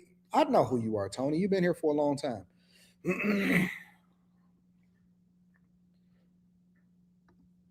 Somebody said, even if your wife had you killed, yeah, even if she had me killed, let her live in peace. I should have spotted the signs. Yeah, even if you think that that's what it is, let it happen. Yep, 100%. Even if she had me killed, let the police handle it. And if they can't figure it out, then cool. I don't need your help. You know what I'm saying? I'm not interested in your help. I don't want you trying to figure it out for yourself. Leave it up to the authorities. With top secret, sensitive, compartmented information clearance. Mark Hargrove says society is slow. Now idiocracy is in full effect. TS Car Wash and Detail Service says you saw Chuck D respond to Gene Simmons is deep. I haven't. Tony Esquire, I wanted to introduce that as a part of the show yesterday, but we got severely derailed. So maybe we'll talk about it tonight. For me, TPUSA is like the Lord of the Rings trilogy in that people will do anything to obtain Charlie Kirk's name, image, and likeness. TS Car Wash and Detail Service says you saw Ja apologize, said that's goofy of me. I haven't. TS Car Wash and Detail Service says you watched the Shannon and Joe interview. I didn't. Echoes from Above says, I reached out to that girl and she told me she thinks she was groomed. But why would you reach out to her?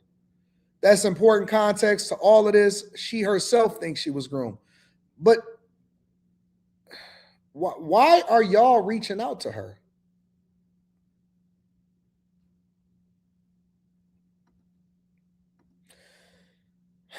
You saw the suspension your team players got. I did. Shout out to you. Chosen says Candace Owens is so lame to me. I hate her content. You are better. She is not a spiritual leader or a politician. Her opinions are trash. Shout out to you, Chosen One. That's your opinion. I feel you. TS Car Wash Detail Service says, you saw James Harden, no loyalty in the NBA statement. I did. I think he was right. Keeping Up 8150 says, you can still go on IG and see the weird text. The girl even said after a photo shoot Erika sent her she felt off about the photographer. 876 Vlog says she sounds like Candace wanted Charlie. Marlo Reed says Anton for president. Shout out to Marlo Reed. Kenny 3Stack says you look at the e-files and still think the police and the government have your best interests in mind if they want you gone. Even if your wife sets you up, come on, listen. I said what I said. I said what I said. Bro, y'all can't have no control over what my wishes are if anything was to ever happen to me. I don't need no help. Listen, this is what I say. I stand on this. I need zero assistance in my relationship. None. I don't need no help from nobody. I don't want I'm not interested in nobody's help. I'm not interested in nobody helping me. I don't want I'm cool. We good. You know what I'm saying? TPUSA is turning into TV preachers. It's sad. Shout out to you. I appreciate you.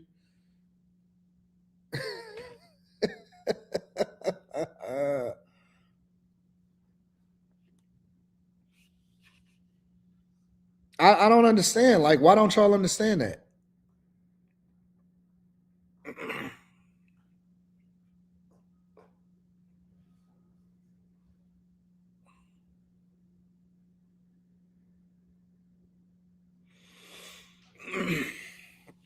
Anyways, make sure you guys hit a like for the algorithm, subscribe to the channel, and turn on your notifications. I'm not that invested in somebody's personal life to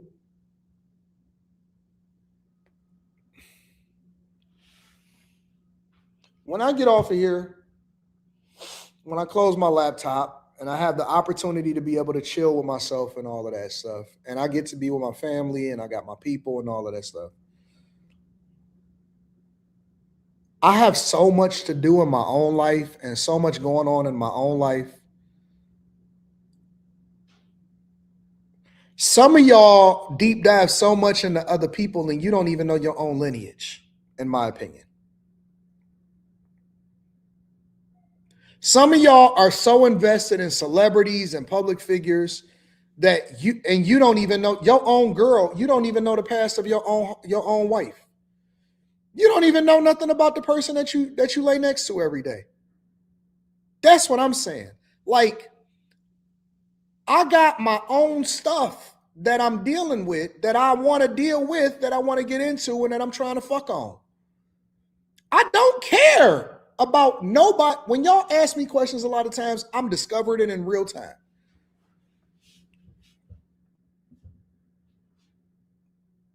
Yesterday, I talked to all three of my brothers. We were kicking it and fun, laughing and having a good time. I talked to my mom. I talked to, everybody. And it's like, bro, I don't give a fuck about these people at all. I don't care about celebrities. I don't care about public figures. If I'm not on a live stream having a commentary based off of something that somebody said in real time, I don't give a fuck. I genuinely don't. It has no bearing. It doesn't change my life whatsoever. I got my own shit that I got to work on. I got my own God that I serve. And I got my own family that I'm pouring into. What do I care about these people offline?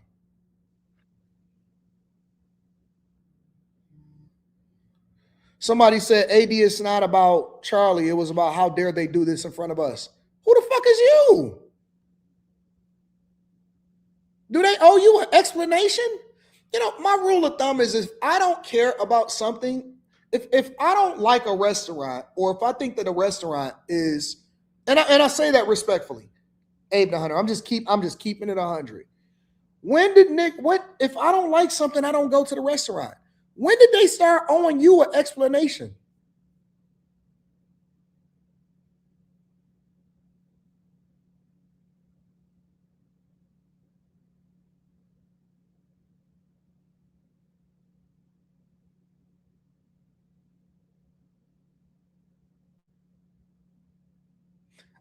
I be wondering, honestly, if y'all have ever met these people before in real life, the way y'all ride for them.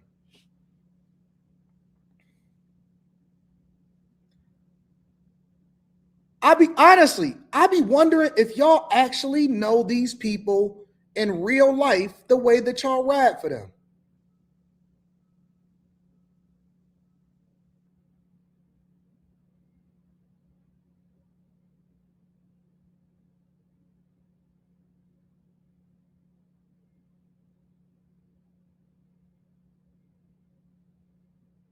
Honestly, I look at it as entertainment, nothing more. Unless I've met these people or I'm interacting with these people, or they're affecting my money or they're affecting something that I got going on, this shit is entertainment to me. This is something that is fun and funny and interesting, and maybe we learn something from it. But I don't know these people. I don't give a fuck about what these people is doing and what they got going on. This is nothing but entertainment to me. It's something to watch. It's interesting. Damn, that's crazy. What do you think? And then I cut it off and I go and live real life.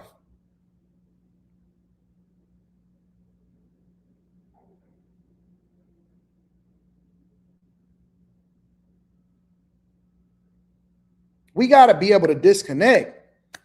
We got to be able to disconnect, honestly. Make sure y'all hit a like for the algorithm, subscribe to the channel, and turn on your notification. I cover this sort of stuff as a content creator. That's why I reached out. I wanted to get her side before making a video about it. I was respectful. But didn't the nice girl say that don't reach out to the girl? I thought that's what the nice girl said. Like on the video, she said you guys should not reach out to this woman. Let only 5-0 in the Batman investigate AD's death. Only 5-0 in the facts. I'm with that. I'm good. Coach Chris says, AD, I'll be honest, bro. I agree with most of what you say, but disagree with some of them. But I respect you on this platform because you allow people to do that and still teach us how to chase the bag. Oh, yeah, we're going to have differences of opinion. We're going to definitely have differences of opinion. And then we're going to move on to the next story, and we're going to figure out if we agree or disagree on the next one.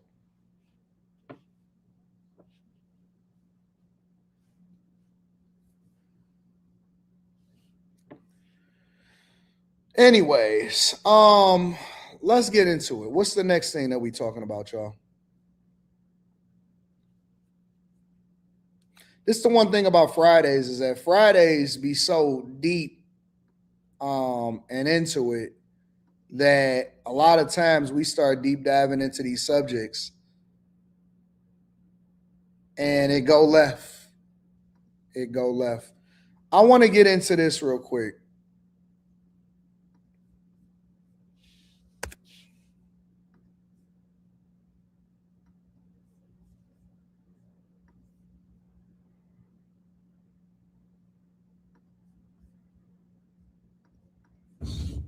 Just one more. No.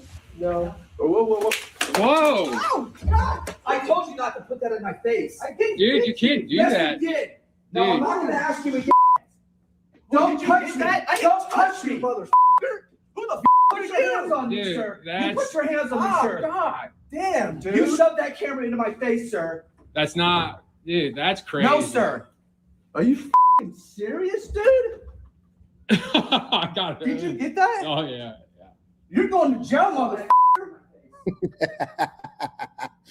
Hold on. Wait. Yeah, we do got to rewind that, Abe the Hunter. We got to rewind that. Let me back up for a second.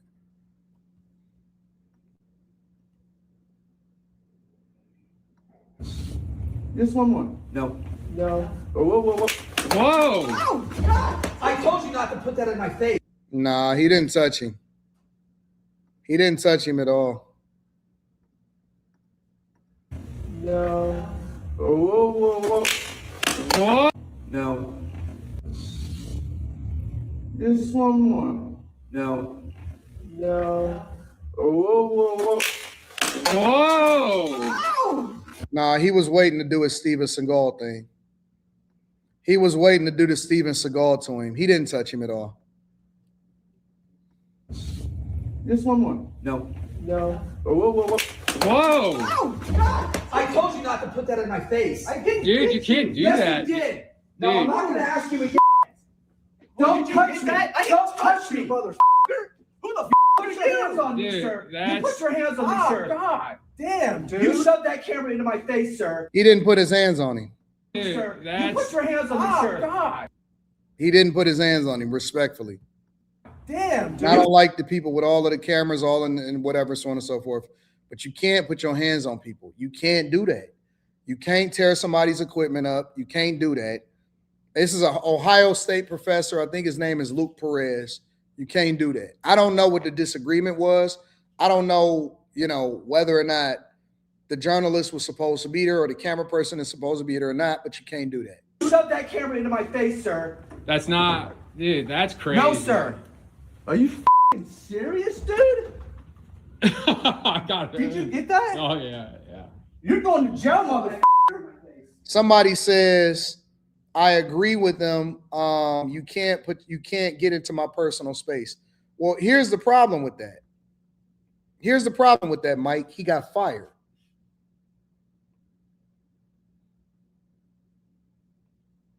This is an emotional reaction. He got fired. He fumbled the bag.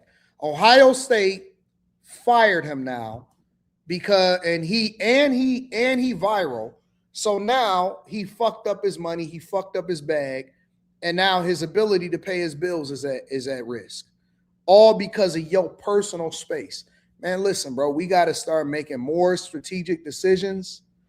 We got to be very, very careful. We can't be putting our bag at risk. That's the thing. Stop putting your money at risk. I don't know what's wrong with y'all with that. Y'all don't get this, that y'all don't understand that. Is the camera person wrong? Probably. But if it's between me and my bag and my ego, I'm gonna keep my bag. Why can't we figure that part out? You can't put your hands on people and they recording you. They got you on camera, bro. It's multiple different angles. There's multiple different cameras. You can't do that shit.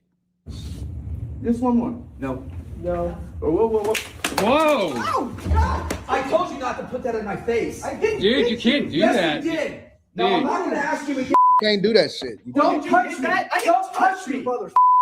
Who the put your hands on me, Dude. sir? Here's the rule of thumb when you got cameras around you, right?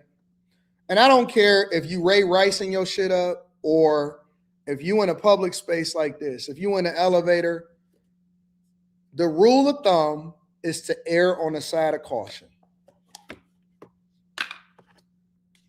That's the rule of thumb. You know why I said, even when I was going back and forth with Corey, and I said, I'm going to respect your platform. I literally said it about 3 or 4 times. I said, I'm going to respect your platform, but we can go outside. You know why? I did him a favor. I'm keeping it 100 with you. Because I was able to actually maintain a semblance of normalcy as far as like not letting my emotions get the best of me and crash out. I did him a favor by not scrapping on his platform and putting his platform at risk because his platform could have got suspended, demonetized, and removed from the internet altogether. That's the honest to God truth. And I said it a bunch of times. I said, I'm going to respect your platform. I'm going to respect your platform. You know why? Because when cameras is on, shit get bad. When cameras is on, it all goes bad.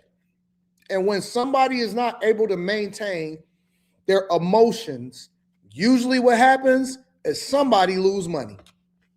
And guess what? It ain't going to be me.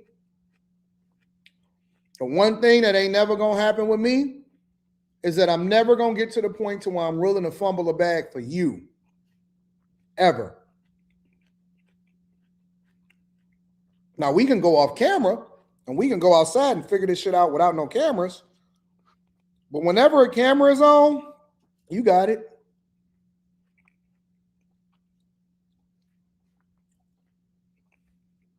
Whenever, and I say, do I not say this all the time? I say this to y'all. I say, yo, I'm never trying to fuck up somebody's money.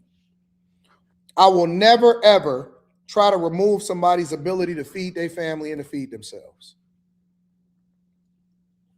Ever. Never. I say it even for my enemies. I ain't trying to mess up nobody's ability to be able to feed their family. I'm never going to advocate for you to crash out. So anytime, this is the rule of thumb. The rule of thumb is this. Whenever there is a possibility for a camera, walk away. Never fuck up your money. Never fumble your job. Never fumble your opportunities. Get out of the way. Get out of the way. You put your hands on the shirt. God damn, dude. You shoved that camera in. Like, even if we went outside, right? Let's say I lost. Who says who? We shot a fair one. If it ain't no cameras outside, can't nobody say that I did nothing. I'm willing to fight. You can't say that I lost, though. You know why you can't say that I lost? Because there wasn't no cameras. It's all he say, she say. So we gonna get it in. We gonna shoot a fair one. But no cameras, though. One thing you are gonna say is, yeah, that motherfucker, he ain't no hoe. He ain't no sucker, though. In my face, sir. That's not, dude, that's crazy. No, sir. Are you f***ing serious, dude? I got it. Did you get that? Oh, yeah, yeah. You're going to jail, motherfucker. Call the cops. I asked him not to. He did it anyway. That's assault, brother. Now look at my man right here. Smart. Not getting involved. Don't care. Staying out of the way. You're going to jail, bro. That's crazy. Who are you? I'm calling the cops. Call the cops, please. Just broke my camera. That's great. What other question did you want to ask him? Holy shit. He gonna Dude, I score. got that all on camera. Did you get that? Oh, yeah, yeah. He gonna get it back. You see what he That's said? like a lawsuit, I feel. Listen. Did you get that? Oh, yeah, yeah. That's a bag right there. This nigga, he about to come up. You know why Ohio State fired him? It's because he worked for Ohio State. They're on their campus, and now Ohio State's become liable for the shit that the professor did. And you know how you in trouble? You know how you know you in trouble? Is when they say, you're going to jail, motherfucker. And they put that extra R at the end of it. You're going to jail, motherfucker. And then they look to their homeboy. Hey, did you get that? You got that on camera? Okay, cool. We good. They just want to capture it on camera. You walking away with your ego. Nigga, you about to get fired and they about to get a bag. Because you're not smart. Because you're not a thinker. You let your emotions get the best of you. Not only did you lose your job, you got them a bag. You got them a bag. You're going to jail, motherfucker.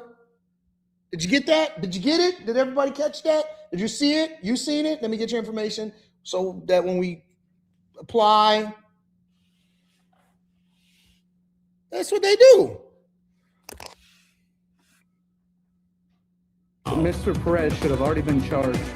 He should have been put in handcuffs, and he should be in jail right now, is what I believe. An independent journalist says he was attacked by an assistant professor at The Ohio State University. He submitted it. He submitted the information from his perspective and everything. And there is video evidence to prove it. That professor is Luke Perez, who is with the Chase Center for Civics, Culture, and Society at OSU. Thanks for joining us for NBC4 at 11. I'm Colleen Marshall. Good evening. I'm Kerry Charles. In a statement, a university spokesperson said Perez is on paid administrative leave while Ohio State police investigate what the university calls a concerning incident. And only on 4, citizen journalist Newman tells me he was the victim, but was treated like a criminal.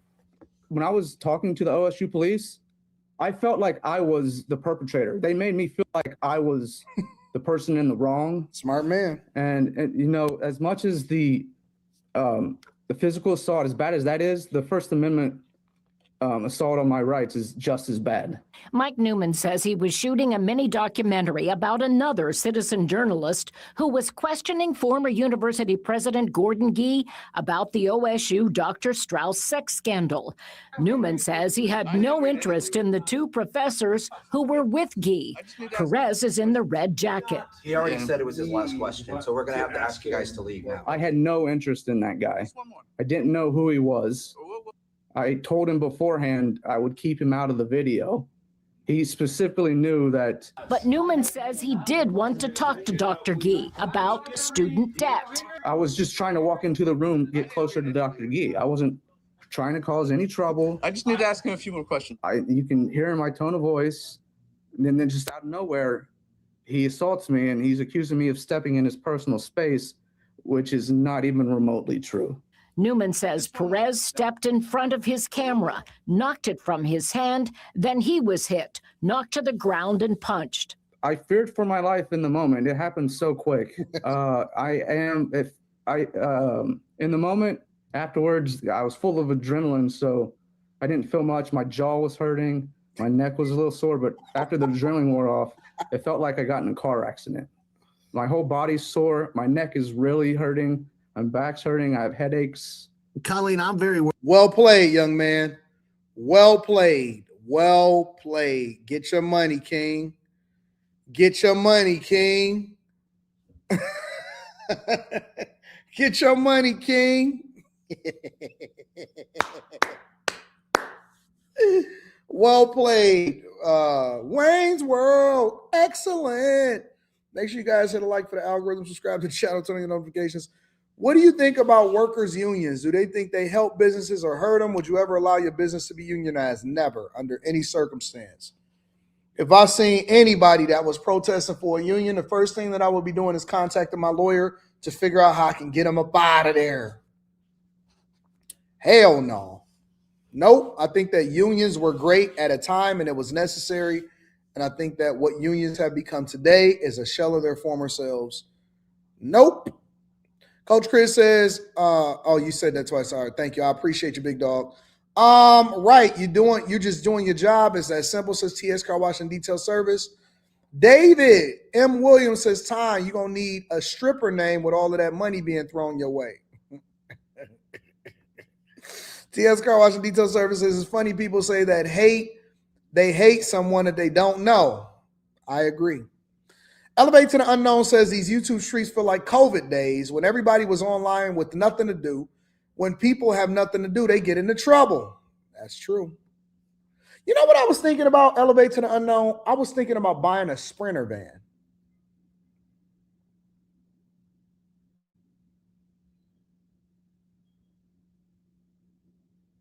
I was thinking about buying a Sprinter van, bro. Like, I was thinking about hitting the road, turning it into like a tour bus, the extended one with the big top, and turning it into a tour bus and just going city to city, state to state. And use it in a way to where it's like how people cover the elections and stuff like that. I was thinking about buying a Sprinter van.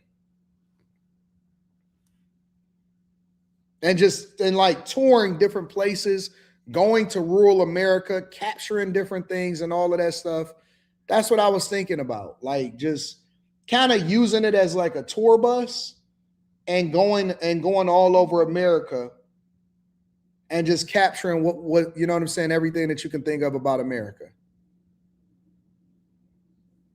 Somebody said, you not taking no tour bus, you catching the first flight. Well, that's one of the things. It's like some places in America, you don't have, like, they don't have access to those type of flights. Like, you got to get out in the mix.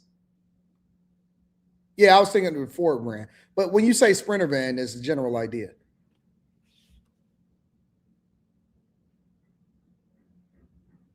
And just capture it and put it on and put it on camera.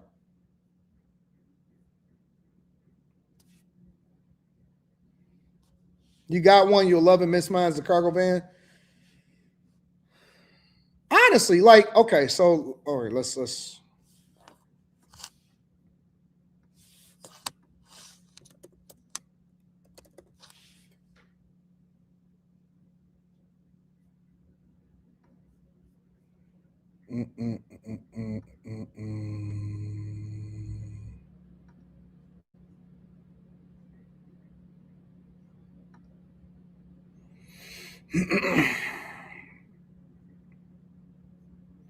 getting one of these and tricking it out.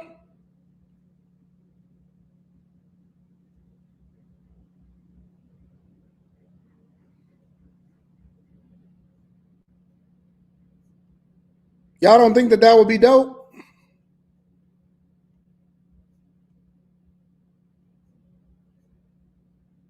And hitting the road with it and seeing what's happening out in the streets? I think that that would be dope. I think that that would be super dope.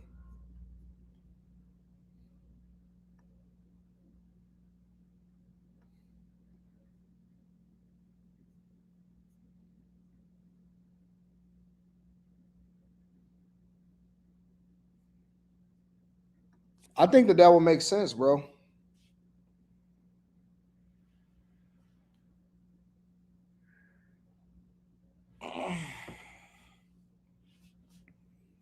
RV will be better because you can cook and lay down. But no. See, here's the thing, though. I wouldn't sleep in it. I would just like go to different places in it. You know what I'm saying? So you wouldn't like I would still get regular hotel rooms and stuff like that. But it's a way for you to easily park it inside of the parking lot. You know what I'm saying? And you can go and you can keep a lot of different stuff in there, camera equipment, all of that stuff. You know what I'm saying?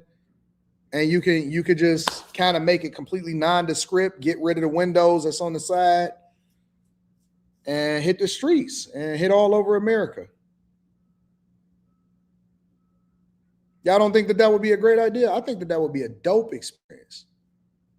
And that way you can get all in the corners of different states, because we only go to the major cities. We don't hit the different corners in the states and stuff like that.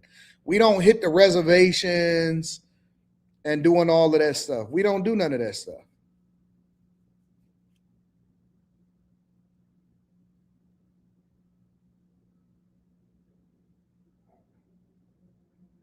I don't know.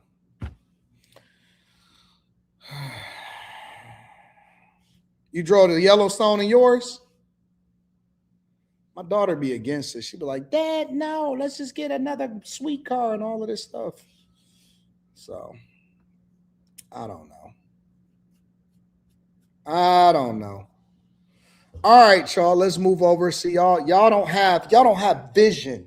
You can't see it. You know what I'm saying? That's the problem with y'all. Y'all don't be having vision. You can't visualize it. My job says if someone comes to work and hits you, you can't fight back or you're fired for disparaging their name. Do you agree with that? I don't know why you would be in that situation in the first place. Why would somebody come in your work and hit you, your job and hit you? You hear the D rider in the background. Shout out to TS Car Wash and Detail Service. Yeah, he was holding him down. 30 woman says that's how we did it in the Marines. Instead of having paperwork written on us where the money would get messed up or we lose rank, we go to the tree line and fight it out and settle disagreements. I know you got hands too, don't you, dirty woman? I know you got hands. Coach Chris says, if you could time travel, what age would you visit? Now?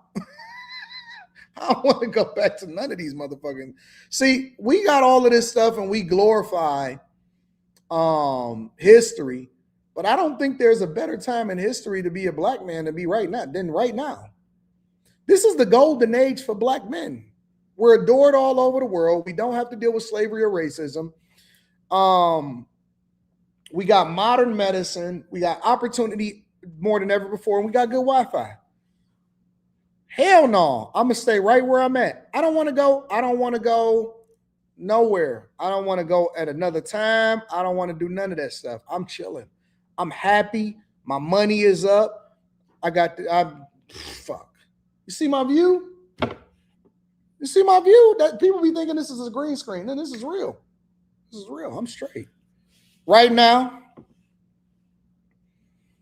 where would you travel to? Last night, so I can get some cutty again. You know what I'm saying? TS Car Wash and Detail Service says you saw the Malik Yoba interview about a trans teen. I didn't. I would have stayed on the floor until the paramedics showed up. Facts, Latrell. That's a fact. TS Car Wash and Detail Service says, nah, I get the Ford over the Sprinter AD. I got 3. You got 3? Daniel says, like no smoking sign, do it with Corey face on the van. I wouldn't do that.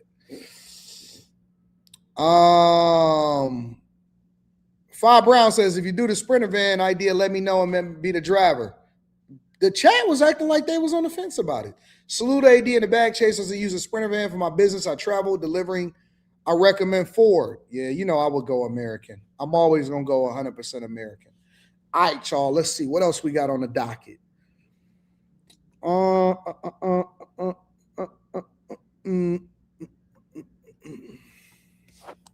Let's see.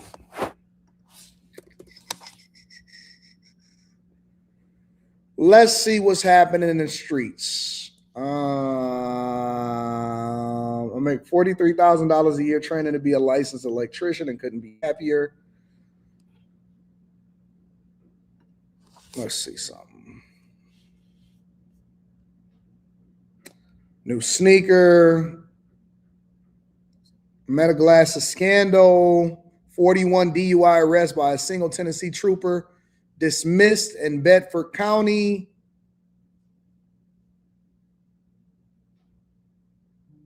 James Harden calls loyalty in the NBA overrated. Let's pull that up.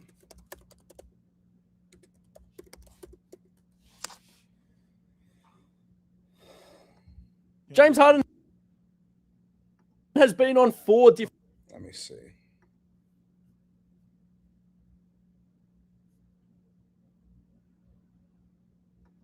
After his I don't need people. Trade from Los Angeles. You know, I think.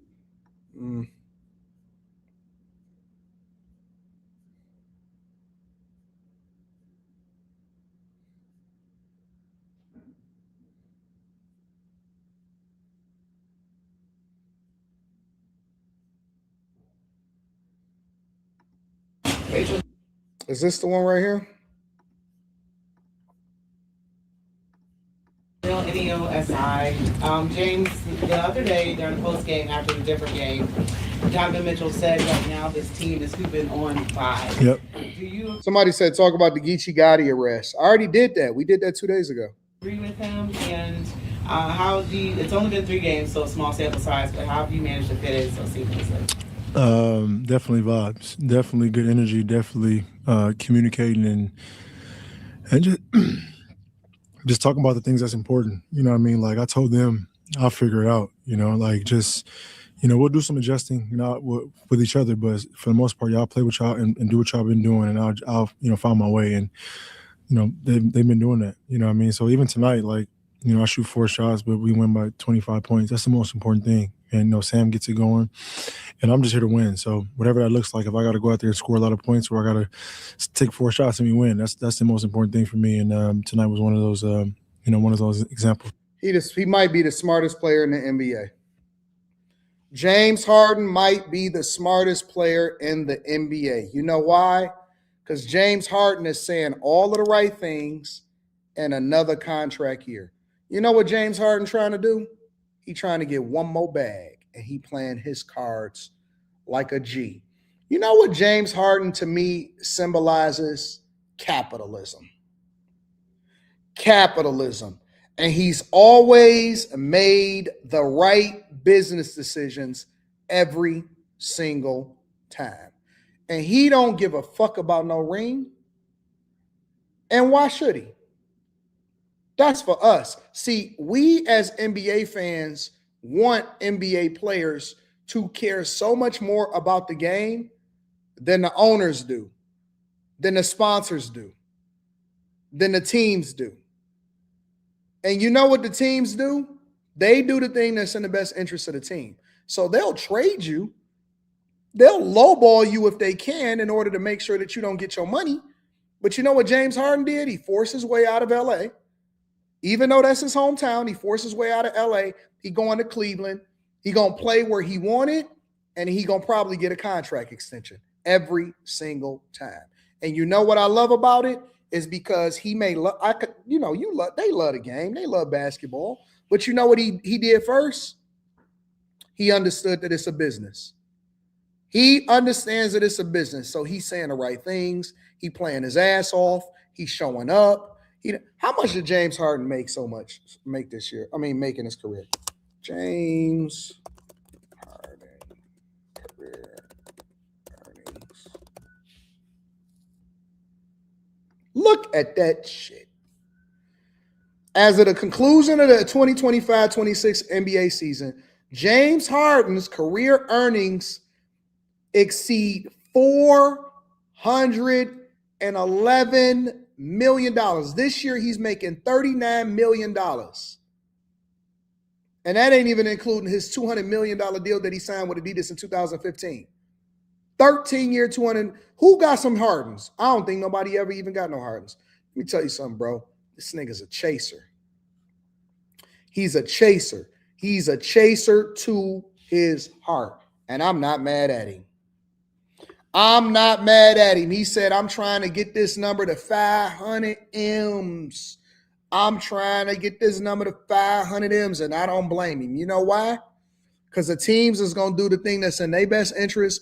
And so him as an individual, he said, man, ain't no friends in this. I don't want no stories about, oh my God, I'm so dedicated to Los Angeles. This is where I'm from. He said, bro, I'm trying to get this money. Ain't no friends. I love the game, but I understand that this is a business also. Because at the end of the day, ain't nobody going to pay my bills and ain't nobody going to take care of me except for me. I ain't mad at him. I seen it was a lot of people that was upset online. It was a bunch of people that was feeling some type of way. Online, oh man, he always...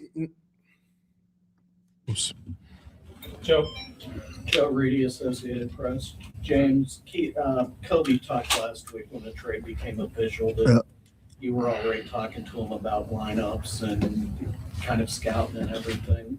When did you start kind of examining the Cavs or scouting the Cavs as maybe possibly your future team? And I love basketball, so I watch the games when I'm not playing. When I'm not playing, I watch just NBA app and just different games, different teams or whatnot. But when it was brought to my attention, then I started really tuning in on on the lineups, the different rotations, and who was on the roster. And it's you have shooting, you have athleticism for bigs, you have a head honcho and Don. That's what I do. So, free practices, a couple film sessions. Hope just there about the Cavs and the land and. Very loyal, and they show up every single night. It's one of the things that I was mostly excited about. So tonight was no different. James, even says Cleveland.com. Sam Merrill obviously went off for a heater tonight, 32 points, but there was a moment where he had hit like second or third three in a row. I don't know if it was a timeout. I didn't know what to do, but the first two games, Sam, I don't even know, he probably made one or two players step up. Obviously, Jared Allen was 8 of 8 rim running big opportunities, man. So many, like the offense, the way that, And so John Table, Fox State. Hey, John. The last time you attempted 4 shots in the game? Nope. And it don't even matter. It feels good. It don't even matter. Like, I don't care. Like, other than the turnovers, like, I wasn't going to go out there and 4 shots. First home game, I'm excited, definitely excited. But we play the right brand of basketball, and guys understand the right brand of basketball that we're going to play consistently. He's saying all the right things. Hey, man, I'm a team player. Hey, it don't matter. If I have to put up shots, if I got to put up shots, if I don't have to put up, the only thing I care about is winning. It's about team basketball. It's about making sure that we protect the land.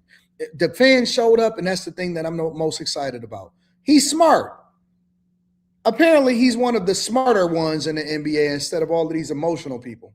It's going to come to me. And there's going to be nights where I scored 35-40, you know what I mean? But I took 4 shots and we won the game by 25 points next game.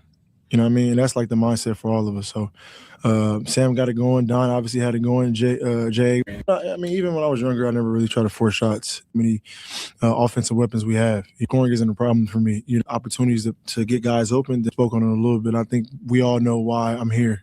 You know what I mean? It's one goal, and we all have that in common. So whether I take 4 shots or take. Hey, Mike Lucas. What's up, Mike? Sports Show.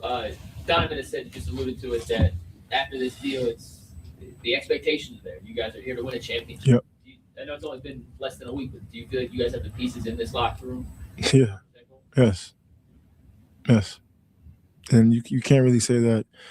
I don't know how many times I've really said that throughout the course of my career, but given the depth, given the team, it feels like it's kind of becoming more common in the NBA now, where superstar players have moved around. Why do you think that's become kind of more the norm, as opposed to guys who stick in one city, one team for their entire career? I mean, at the end of the day, we all look at it. I mean, it is basketball, and the whole quote unquote loyalty thing is, I think it's overrated. You know, I think this is a business at the end of the day, and it's a lot of money involved and a lot of decisions that has to be made. You know what I mean? So, you know, like if a player isn't producing, or if you don't see him in the future, or, you know, front office, some of them have to do like a job and want to keep their job, you know, so they got to feel like they got to do what's best for, you know, to keep their job, and they trade players. Or if a guy isn't happy and he wants to be traded to somewhere else, then it's a problem.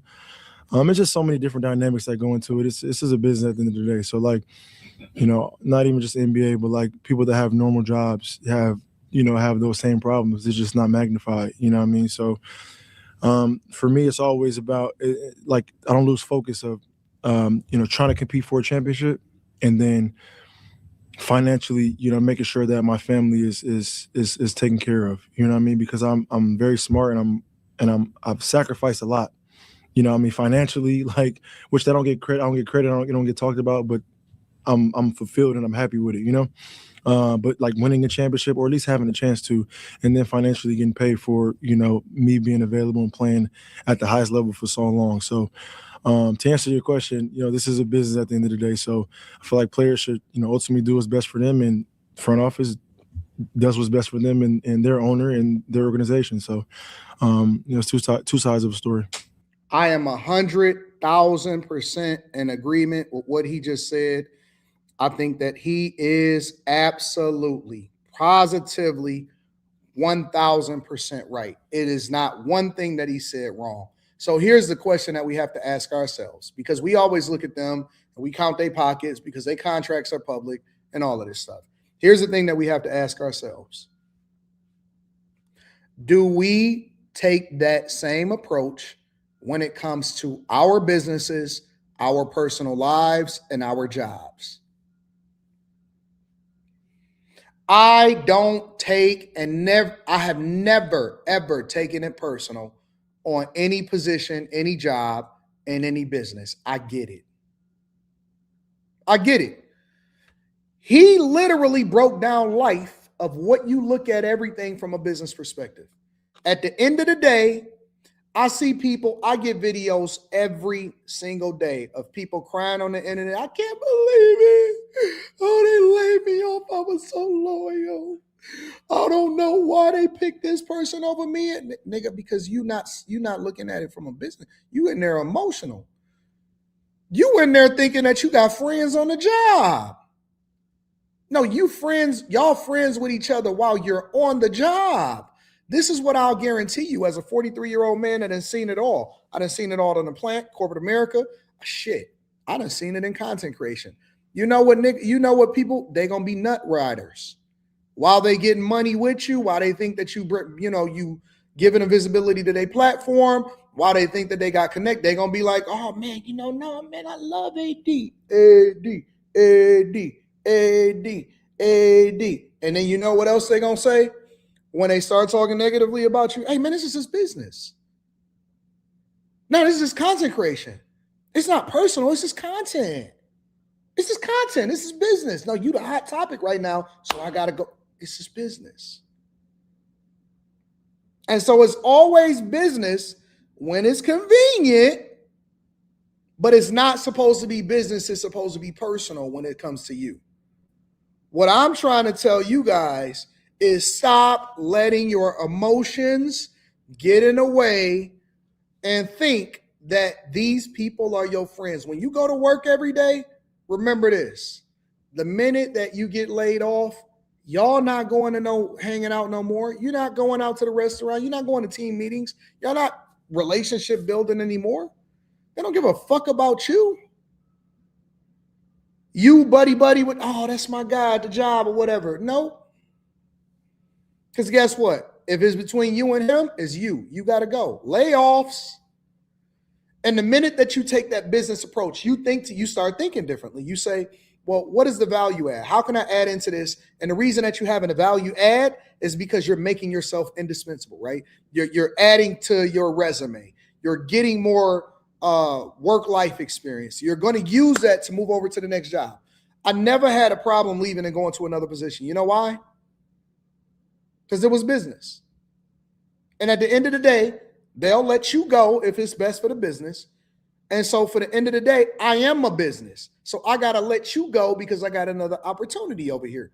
I got to do what's best for my family. If anybody say, hey, Anton, because I've had people leave the companies and stuff like that before, right? Anton, listen, man, I got this other opportunity. And I should be like, yeah, you should do it. And then they be looking at me crazy. What do you mean I should do it? But I'm loyal to you. And I'd be like, well, you could be loyal to me after you go and get that bag, but make sure you go and get that bag and do what's best for your family. You got to take care of your business. I don't take it personal. I've never taken it personal. Anton, I might have to step back a bit. I support you in that. But guess what I've also done? I've also created my platforms and my businesses to where it is not interdependent on anybody except for me in order for it to continue to thrive. At the end of the day, I can cut this camera on and I don't need anybody. It's nice to have other people that play a role, contribute, and do everything that they can do in order to add value. And I'm going to make sure that they're fairly compensated.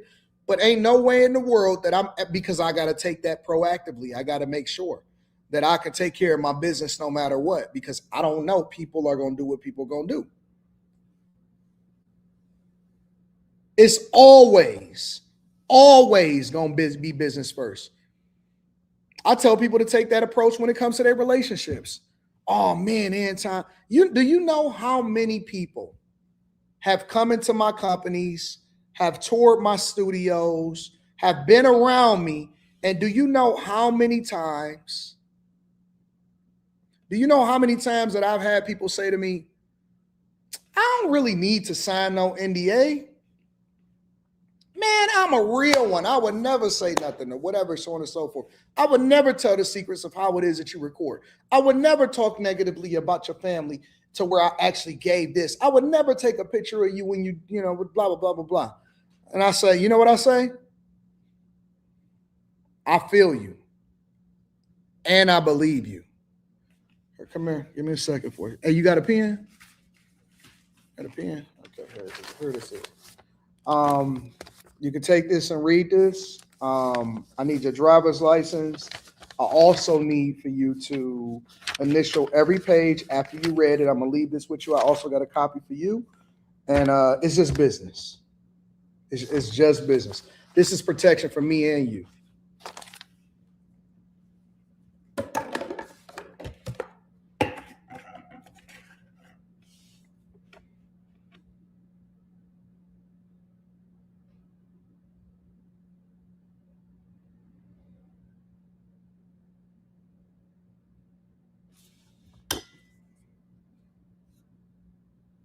Where's your license and stuff? Oh, you read it? You good? Okay, hold on. Let me get that on camera real quick. Just want to make sure that everything is good. Make sure. All right, so everything is good. So are you signing this under duress? Everything is good. Okay. Did y'all get that paperwork? Okay, cool. Are you initial every page? All right, so you want to be okay, cool. Awesome. All right, y'all ready to go party? Y'all ready to have a good time? Y'all ready to record? Y'all ready to take care of business? Now that we got the business out of the way, now we can go and get to it.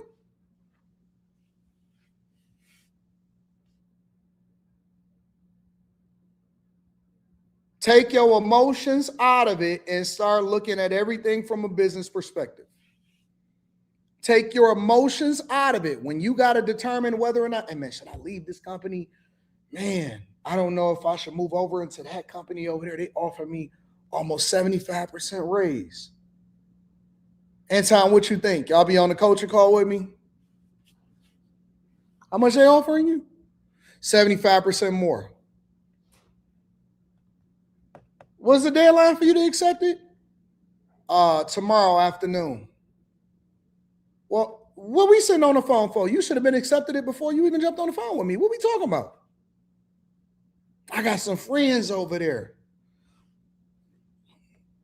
Y'all don't follow each other on Instagram? The fuck we talking about?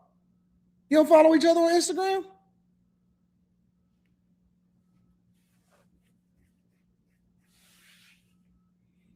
AD. Oh, baby, I wanted to spend some quality time with you today. I know. So listen, but I do have to take this flight because I got to go get this bag. But you said you was going to spend some time with me today.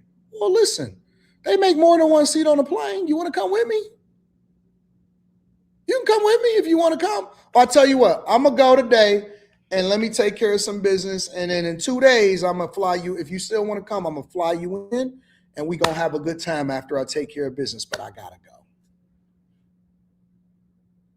Okay. Then we be at the dealership and she, that was a good business decision that you made. We at the dealership. Fuck is we talking about? If you don't go get a hobby, why I go get this money and then we gonna figure it out afterwards? Sitting there playing no games, laying up under no woman, talking about, oh man, but it's love first. Yeah, for her. For me, the way I love is the way I love is a little bit differently. But you never spend no time. I know, but how them leather seats feel though?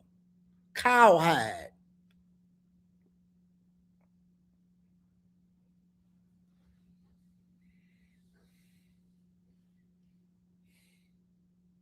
Letting your emotions get. See, grown women understand. My man gotta work. Grown women, that's a young hoes game. That's a young man's game and a young hoes game. They sit there, call off of work, and they ain't got no PTO, taking time off, all of that dumb shit. Keep talking on the phone all day. That's a young person's game. The older women, they be like, I understand, boo. You got to work. Oh, I kept myself busy taking care of this. Oh, I understand. You was busy. You was busy. You overstreamed and all of that. But I get it. We'll figure it out next time. That's what older women do. Women that are of a certain age of maturity, they get it. Oh, I kept myself busy. What'd you order? Oh, I just got room service. I went and got a massage. Okay, was it good? Yeah. All right, I'm ready for you. I'm ready for you to spend some time with me now.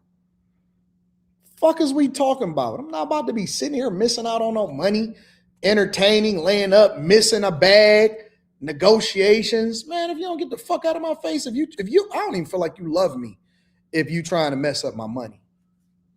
I feel like you the enemy. Any woman that'll try to convince me that I need to be more focused on her than focus on my business is an enemy of Anton.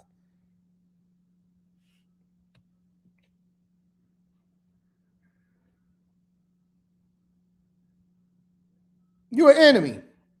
Slowing my motion down. Make sure you hit a like for the algorithm, subscribe to the channel, and turn on your notification. Sitting there playing no games. Anton, what's the key to a successful marriage to being married for over 21 years? Focus on getting that bag. Purpose. Purpose over pussy. That's not what a married man is supposed to say. That's not what a Christian does. Nigga, did you hear what I said? Purpose over pussy. Make sure you hit a like for the algorithm. Subscribe to the channel, turn on your notifications. Sit there and play no games, Joe. I'm going to tell you how to stay married for 40 years. Sebastian Gray. Shout out to Sebastian Gray. Appreciate you, big dog. TS Car Wash and Detail Service says, it's no more Kobe, Duncan, Dirk, Reggie. It's a business. It is a business, no loyalty now. And that's the way it's supposed to be. Loyalty to your family. What does it say? Darth Quentin and taxes. Take it to the bank. Shout out to Q Diddy in the building, understanding. Lex, please, says, I love you, Anton. Long as breath is in my body, God bless you always. Me and Lex, you see that heart just popped up on the screen in the background? As soon as you said that, the heart popped up on the screen in the background, Lex. That's how I know. Me and Lex was talking yesterday. We had a long conversation. We was putting it together. Shout out to Lex. Shout out to Lex. Facts. They used to hear happy wife, happy life. Man, you miss me with that. Miss me with that. All right, what we talking about? We got more subjects to cover here.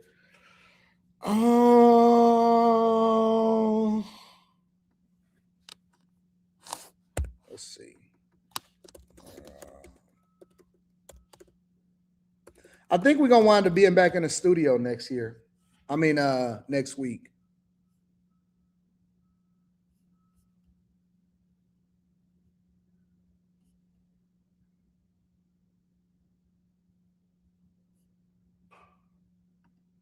Elected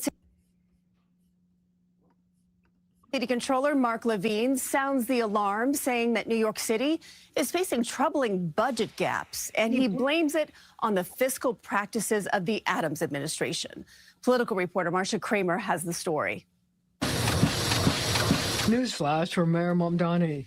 New York City doesn't have the ability to print money, and there's no money tree in the backyard of Gracie Mansion. And as he prepares his first budget, the mayor will have to face a grim reality, a big budget gap. We are raising the alarm now about the scale of these gaps. $12 billion in the current year and the next year combined. Comptroller Mark Levine blaming it on the fiscal practices of Mayor Adams. We're also calling out the cause of this gap, which was the budget practices of the previous administration, over-reliance on one-shot financial measures, such as drawing down on prepaid expenses, and especially by under-accounting for expenses that we know the city will occur, such as overtime pay, such as shelter costs. Mayor Mamdani blamed it on his predecessor, too. We have long said that what we are inheriting is not just a administration in the prior one that exhibited incredible fiscal mismanagement, but also a decades-long effort from former Governor Cuomo to pilfer from city coffers at each and every turn. But a spokesman Let me tell you what, I'll share it in a minute. for the former mayor denied the charges that he was fiscally irresponsible, saying, quote, blaming Mayor Adams for longstanding structural budget gaps and fiscal pressures ignores the reality of what this administration took on and what it has delivered. As has been widely acknowledged, New York City contributes more than 54% of the state's tax revenue while receiving just over 40% in return, a challenge that predates this administration and requires partnership, not political blame. Marcia, this is a very... So let me tell you what I hear. All right. I'm going to tell you exactly what I hear in this whole conversation. Let me look at this real quick. Tin Cup Day, where the mayor on an annual basis goes up to Albany to testify, to tell state lawmakers what he needs, especially as it pertains to the budget, though other things come up. And the mayor says the city still needs billions of dollars worth of help. The thing is, that number is $5 billion less than he said just 2 weeks ago. we have lowered that $12 billion gap to $7 billion. Mayor Zoran Mamdani led off his Albany testimony by saying thanks to better than expected Wall Street returns and savings, the city's budget deficit does not look quite as bad as he first thought. But he's still asking for more money from the state, saying the city gives more than it gets. He also pledged to find $1 billion in efficiencies in city government, but continues to be light on details. He did suggest at one point he could save money by hiring more people, including more tax auditors. There are certain positions that by leaving vacant have actually cost the city more money than it's saved. Nathan Gusdorf, executive director of the Fiscal Policy Institute, says he was not surprised to find out the city's finances were in better than expected shape. He says the bigger issue is there's still a $7 billion hole, mainly because of the rapid expansion of the city's housing voucher program and a push to reduce class size. The state is actually in a very strong position to throw some money to the city to solve some of these problems. However, getting lawmakers to help won't be easy. Those from outside the city already seem skeptical, and Governor Kathy Hochul has said she'll hold the line on new taxes that the mayor wants. Are you amenable to sending New York City a bigger piece of the state budget? Well, let me say this. I already have. Since I've been governor, we've increased our support for New York City by 33% over my predecessor. That's $25 billion more they get for everything from housing to childcare to education. So I have stepped up without anybody having to bend my ear because I know it's the right thing to do to support New York City. Let me tell you what's happening. All right. Y'all want to know the truth? This is what's happening. What's really happening is this, because a lot of people are complaining about snow removal and all of this stuff already. And they are setting the stage so that they can ultimately say, this is the reason that we failed because of the predecessors and the people that's behind us. It's going to be the state's fault. It's going to be Eric Adams' fault. It's going to be Cuomo's fault. It's going to be everybody's fault. They are absolutely 100% setting the stage for not being able to deliver on the things that they promised on the campaign trail. And let me tell you something else. The people that advocated for him, that voted for him, that said that he would be the best option available, they are not going to see any change in their life except more costs, because he is not going to be able to tax the rich. They are not going to be able to raise taxes on rich people without having a significant blowback, right? Rich people are not going to pay 1% to 2% more than the 50% that they already paying in their income. And the people are going to have to shoulder the burden of having those additional costs, and they are not going to be able to deliver on all of the campaign promises that they said that they wanted. Because you have to remember, when they say there's a $7 billion budget gap, that's this year alone. And next year, it's going to be another budget gap. And then a year after that, it's going to be another budget gap. And New York City is in debt. Let me show you how much New York City is in debt. Because we don't look at and audit city finances the same way that we do our own, right? As of early 2026, New York City's outstanding debt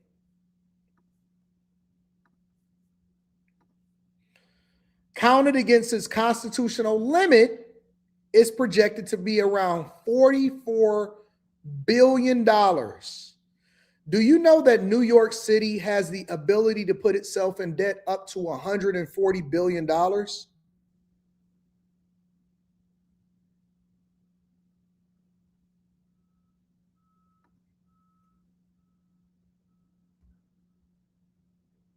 Its total liabilities were over $300 billion. They have a credit rating just like everywhere else. So they have debt of $44 billion in debt. And do you know that there are banks and people that actually make money off of New York City debt and their ability to borrow and pay it back? The same way that they do when it comes to you and your mortgage, the same way that they do when it comes to you and your credit cards, the same way that they do when it comes to these companies. But their electing people based off of promises of free instead of electing them based off of their ability to be fiscally responsible with the budget and paying the debt down. And so when they have conversations about budgets, what are they really talking about? They're not talking about fixing New York City. They're talking about making sure that they can meet payroll for this year. The difference between a city and a company is that we look at, because all of it is public information. A publicly traded company has their information online. We talk about it inside of the Patreon. If y'all not a part of the Patreon, link is in the description as well as pinned to the top of the chat. The difference between a city and a publicly traded company, because the information is available, especially if you want to request even more details on the Freedom of Information Act of exactly how New York City allocates and manages its budget. But people are not concerned about they're concerned about campaign promises. So they never asked a question on the campaign trail and say, well, how will you be able to achieve the things that you're saying that you want? And so he gave a blanket statement and he said, well, listen, we just have to raise taxes on rich people 1 or 2%. They need to pay their fair share. And everybody said, whoa, yeah, Mom Donnie, he's really about the people of socialism. And then he said, and if somebody that's a real estate person and, they got a commercial building, they have to give nonprofits the right of refusal or the city the right of refusal to be able to buy it first before they able to sell it to other people. And the people say, yeah, Mom Donnie. And they had their nose rings and they bull nose rings and they purple hair and they pink highlights. And they sat there with like a lump on a log and they said, yeah, this is going to be a change. And guess what you got? Guess what you got? Him going up to Capitol Hill and saying, hey, man, I don't know if we're going to be able to implement none of this stuff that we said that we're going to implement. But even for us to be able to maintain it how it already is, we need an extra $7 billion from the state.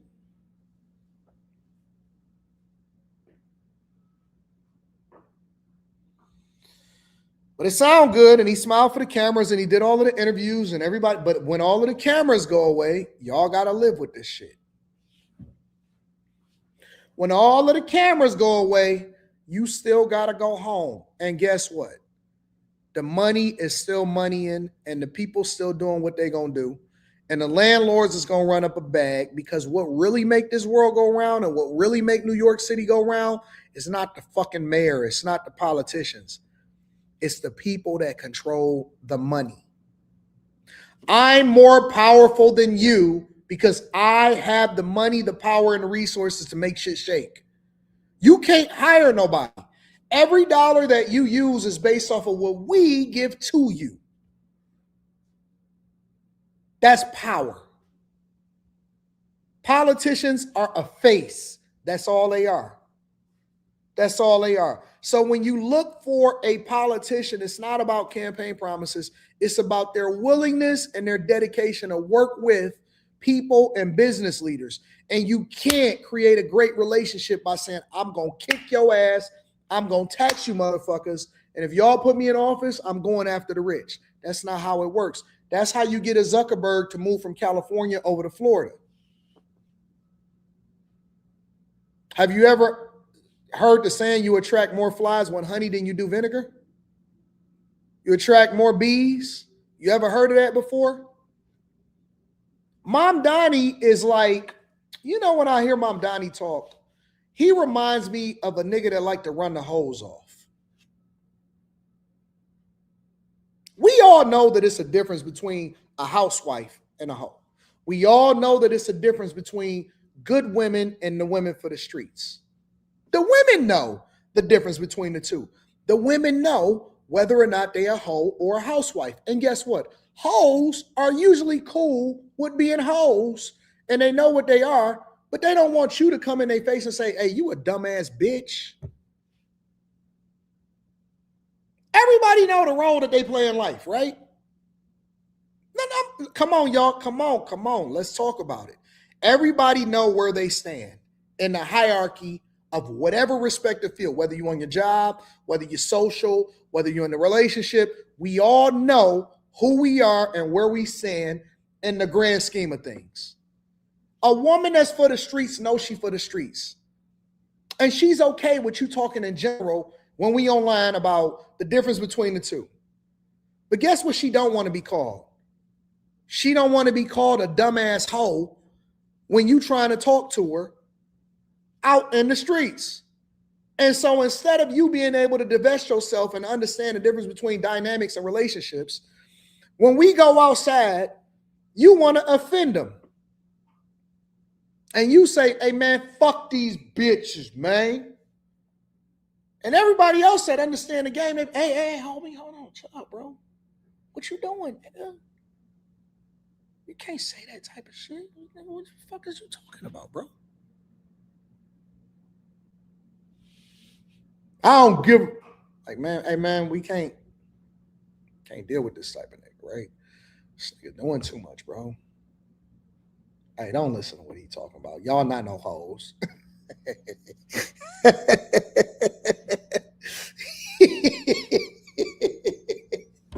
That's what he reminds me of. Is because the real great politicians understand that there's some conversations that you got to have behind the scenes with the business people, or you got to figure it out immediately, right? There's some conversations that you got to have. But you don't offend them. You don't talk negatively about them because they're less likely to negotiate. So now it's a me versus you thing instead of how can we make this work for both of us.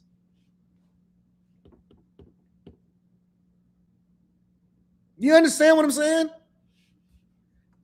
Say Trill says, my girl's sitting right here agreeing. The women, nobody is crazy. You don't think that a woman knows that she trying to get buzzed down the same night, and that's the reason why she out in the streets at the time that she out in the streets? But you can't say that. Hey, you trying to get fucked on tonight? No, you buy her a drink. You say, hey, what's going on? How you doing? What you doing over here by yourself? Nah, you too pretty.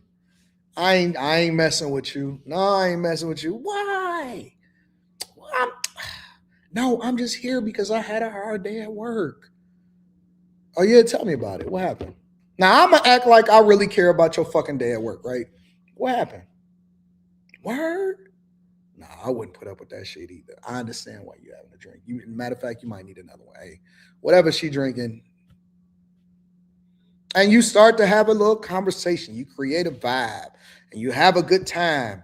Whatever, and so on and so forth. And you don't seem too interested, but you seem invested enough to actually hear what she's saying so that she knows that you're able to pay attention, and you make her feel good about her decision to come to the bar, and then you pay for a drink, and then it plays out the way that it plays out. But you don't walk up to her and say, hey, man, what, you trying to fuck or what?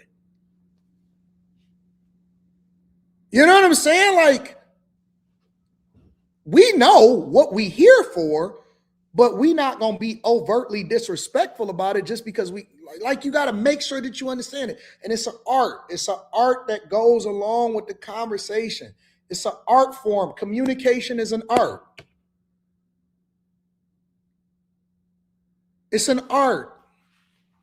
And maybe your father didn't teach you that, but this is applicable whether you're talking about politics, whether you're talking about corporate America, or whether you're talking about dealing with the person that's in a household with you. She know you got to work a lot, but you don't think that she know that you at work a lot? So you just, hey, baby, what's going on? Oh, you look so pretty today.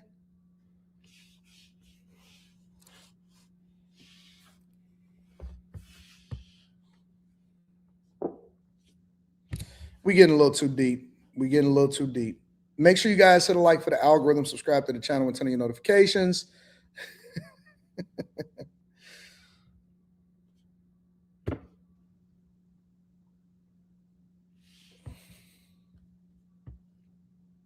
Y'all not paying attention.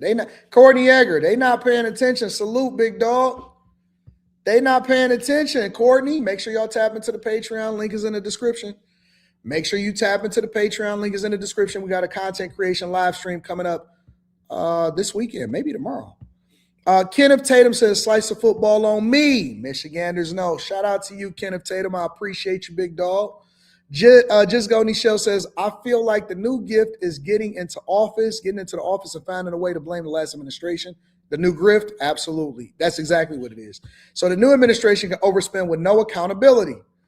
QD Executive Suite MLE says the deficit is a result of the migrant crisis. High OT hours were related to the migrant crisis. Biden told Adams to kick rocks when asked for the money. That's true. That's true. Thank you for the virtual hamburgers, Chef Mario Cooks. I appreciate you. Hey, chat. Nom, nom, nom, nom, nom. Virtual hamburgers. Azriel says, stop playing with my emotions.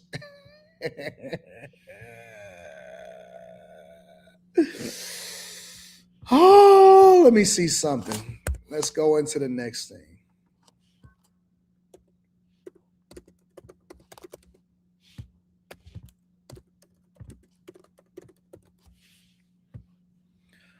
uh,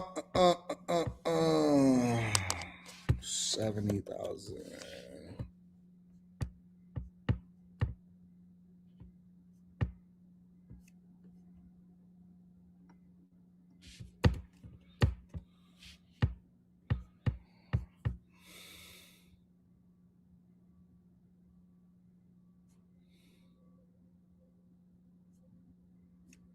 I thought they were saying that NYC private school tuition is going up.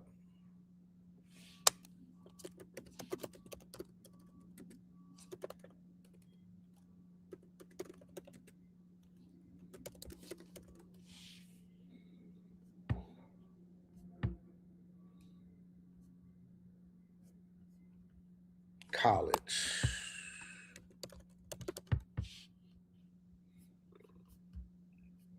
Why can't I find that?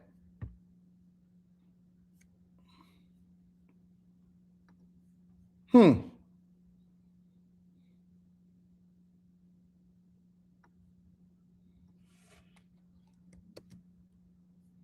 me a second. Let me look up something really quickly.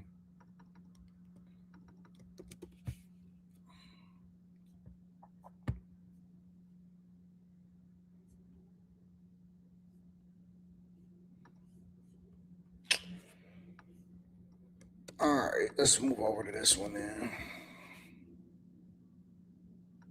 He's went out of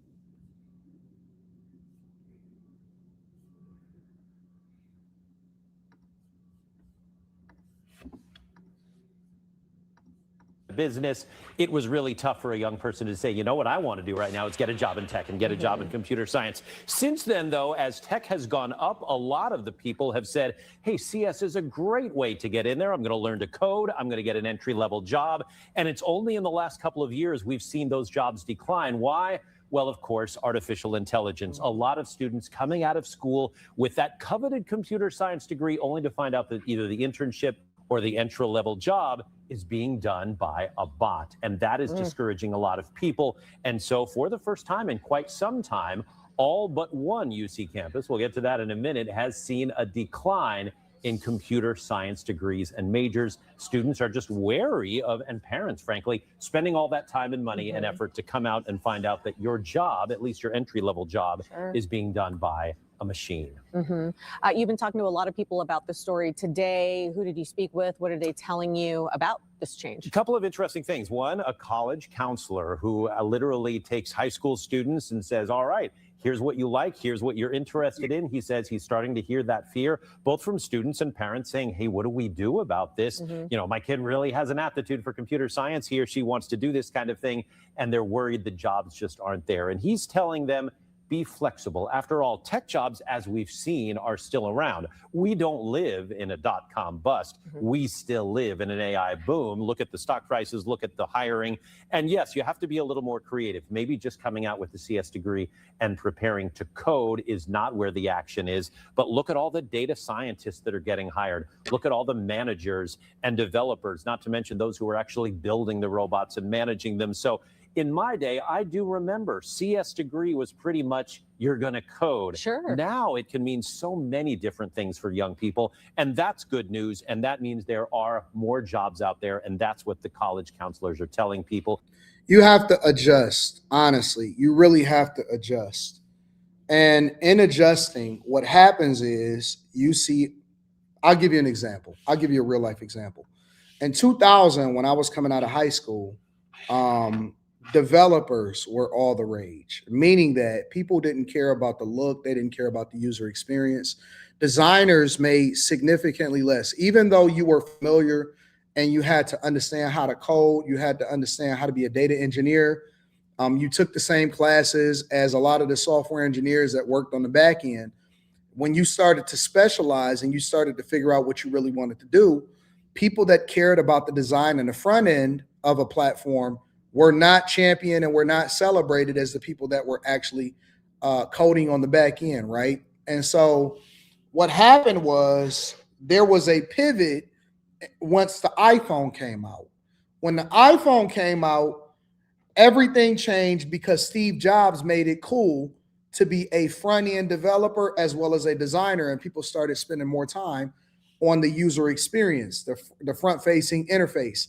They started getting rid of hamburger. Remember the hamburger menu that used to be up in the upper corner? They got rid of the hamburger menu, and you start seeing social media platforms put all of the menu screens at the bottom where your thumb actually is.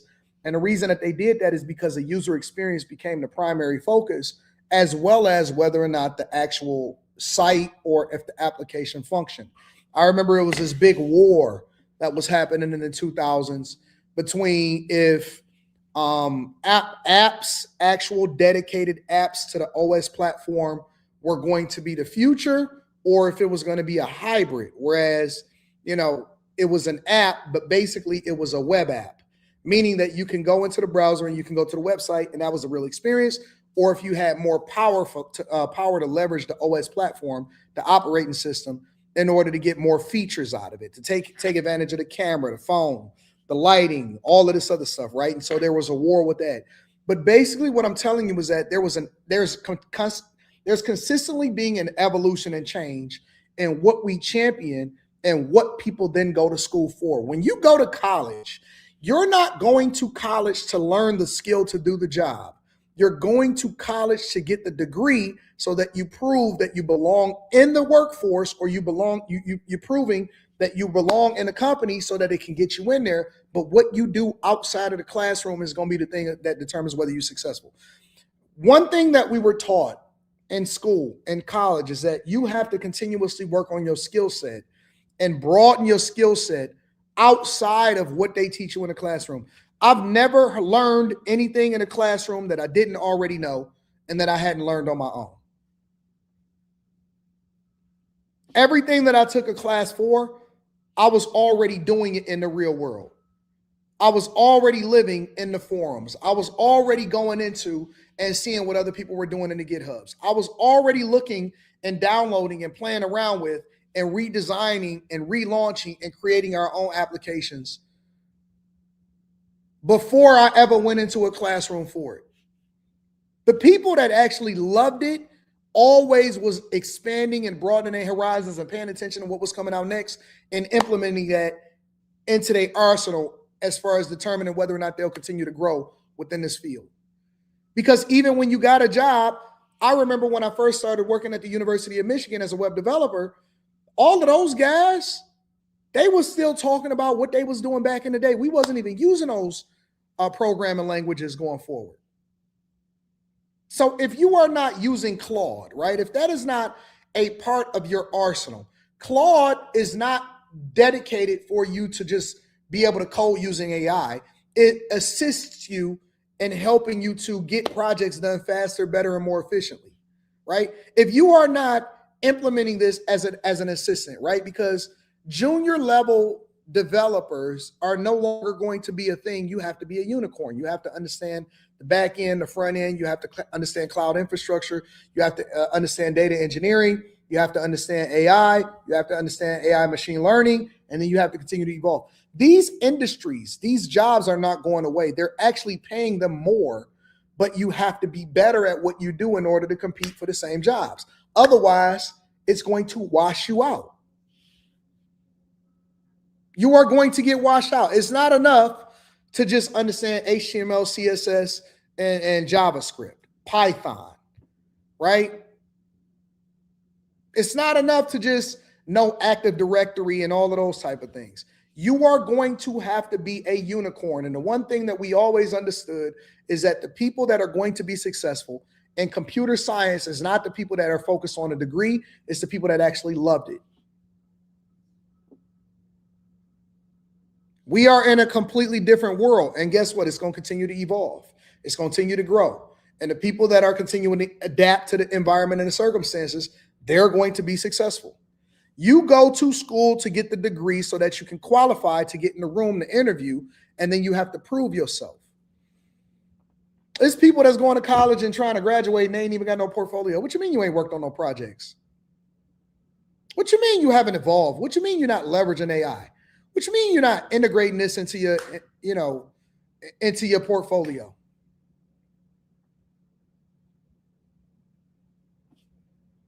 That's the part of the game. It's not about, and this is how I know when people report on it, they don't understand it because they haven't lived in that space. I'll even go a step further, and I'll tell you that most people that wind up getting into it from a development perspective eventually go on and they don't develop too much longer. A lot of times they wind up becoming senior level, and then they start moving into management, and then they make enough money to either create their own company or they continue to go into upper management. But very rarely do you see a situation where a person stays at a company as a software engineer in the same role. You never stay in the same role. You never stay in the same role, ever. I'm telling you as a person that, see, again, we live in a space of YouTube, right? Even Black YouTube. We live in a space where we so busy talking about dick and pussy that it's very rare for you to get a person that has lived this experience, that has existed in these spaces. But then I can break it down from a C level or from a C student's perspective so that everybody can understand how you're supposed to adapt to the job market. What you think that these comedians and shit can tell you about how to get a job? No, you following all they can do is tell a joke. You think that these people that's always only talking about relationships can help you to understand how to go and get a bag?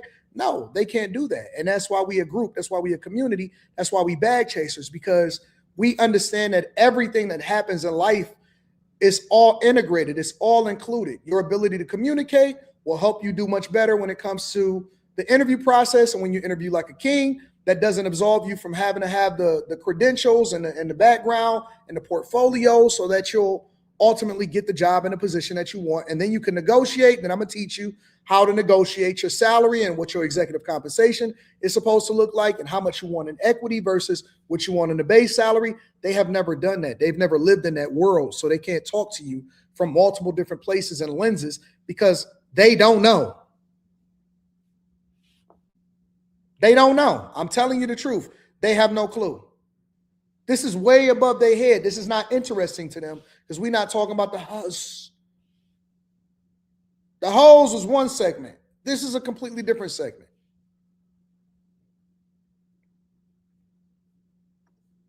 Be a little flexible. Look for a diversity of jobs. They are there. Got it. So you just kind of have to do your research and figure out what's working right now. Yeah, and we did talk to the CEO of an AI company who's saying, yeah, we're still hiring people, but not necessarily just to code. That is taken care of by the bots. And it's interesting. By one the note, bots. Andrea, on this, the one By the bots.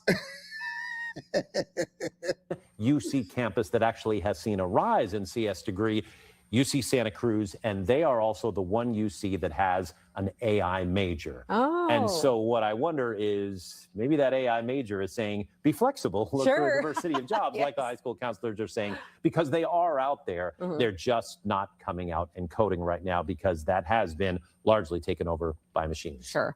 We talk about tech a lot and Wall Street as well. We've seen, stocks. It's pretty much like on a roller coaster when it comes to this. So what happens to these students, let's say, if the bubble pops? It's a great question, and they might be a little better prepared than back in the late 90s, early 2000s, because everywhere you look is data, for example. So the data scientist right now is not going to be out of work for a long time. Sure.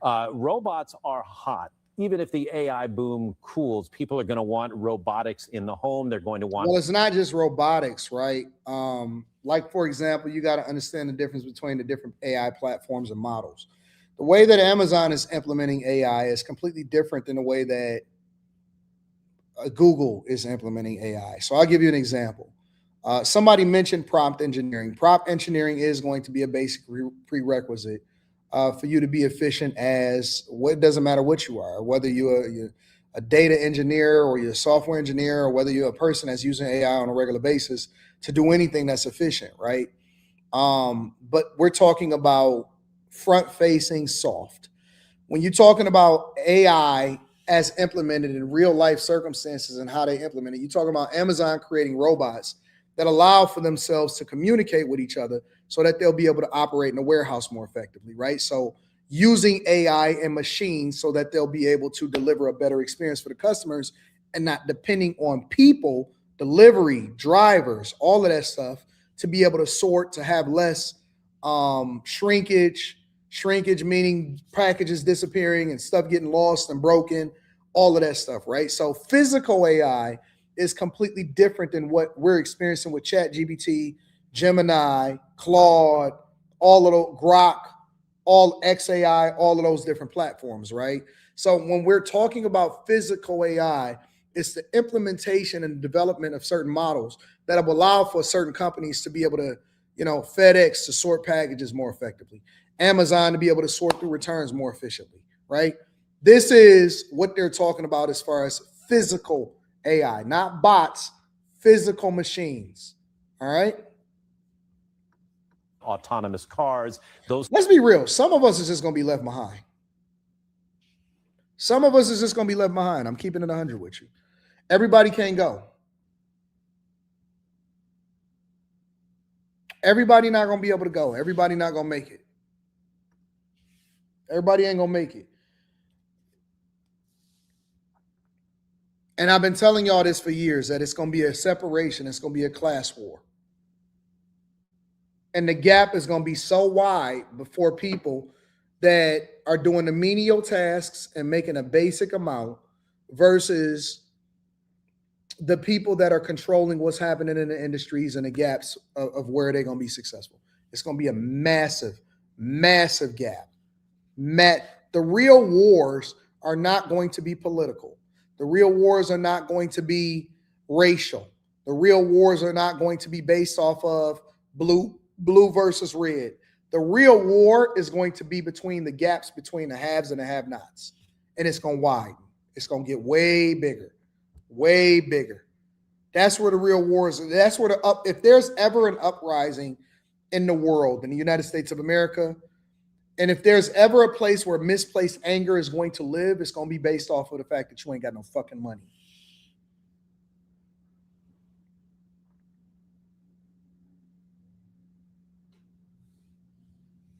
Make sure y'all tap into the Patreon. Link is in the description. Teach Henley, 40% off your first order, 20% off for life.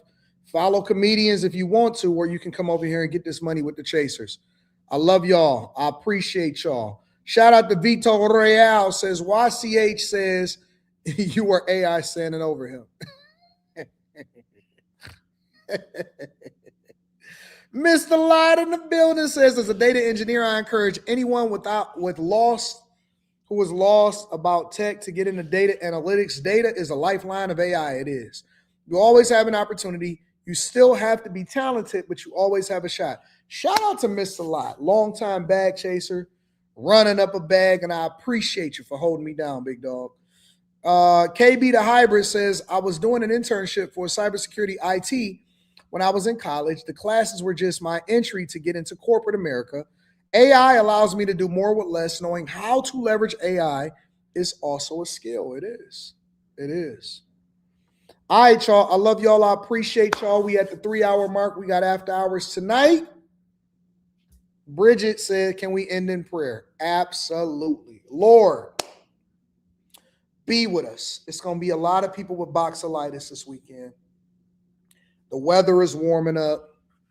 The people are at a crossroads. They're looking for something to believe in. They're looking for an opportunity to do something different. And even if they don't admit it, even if they are in here trolling, or even if they're walking around every single day aimless, trying to figure out where the value is in their life, I ask that you show them, you reveal yourself to them and point them in the right direction, as well as continuing to point us where we're supposed to be and where we're supposed to go, so that we don't waste our time, that we don't waste our lives amongst people that don't add value into our lives. And we know, reveal it to us, make it plain to us. We know the people that can actually give us some insight, some understanding, and help us to become the best version of ourselves. I love you. I appreciate you. I ask that you continue to be with me, my friends, my family, my bag chasers, the chat, and continue to show up in our lives and allow for us to separate ourselves from the rest of the people that refuse to acknowledge you and or refuse to do your will. I love you. I appreciate you. You are the greatest. You are the Savior. You are the King. And you say where 2 or 3 are gathered in his name, there you are in the midst of thee. I love you. I appreciate you. And I ask for everything in Jesus' name. Amen. I love you, chat. I love you, chasers. I love everybody that subscribed to the channel and the platform. We got after hours tonight, and can't nobody pray like us. They want to talk about all of this other stuff. They want to talk about stuff that don't matter. But when the prayer warriors show up, it's a different conversation. I love you. I appreciate you. I'm going to holler at you guys later. Peace.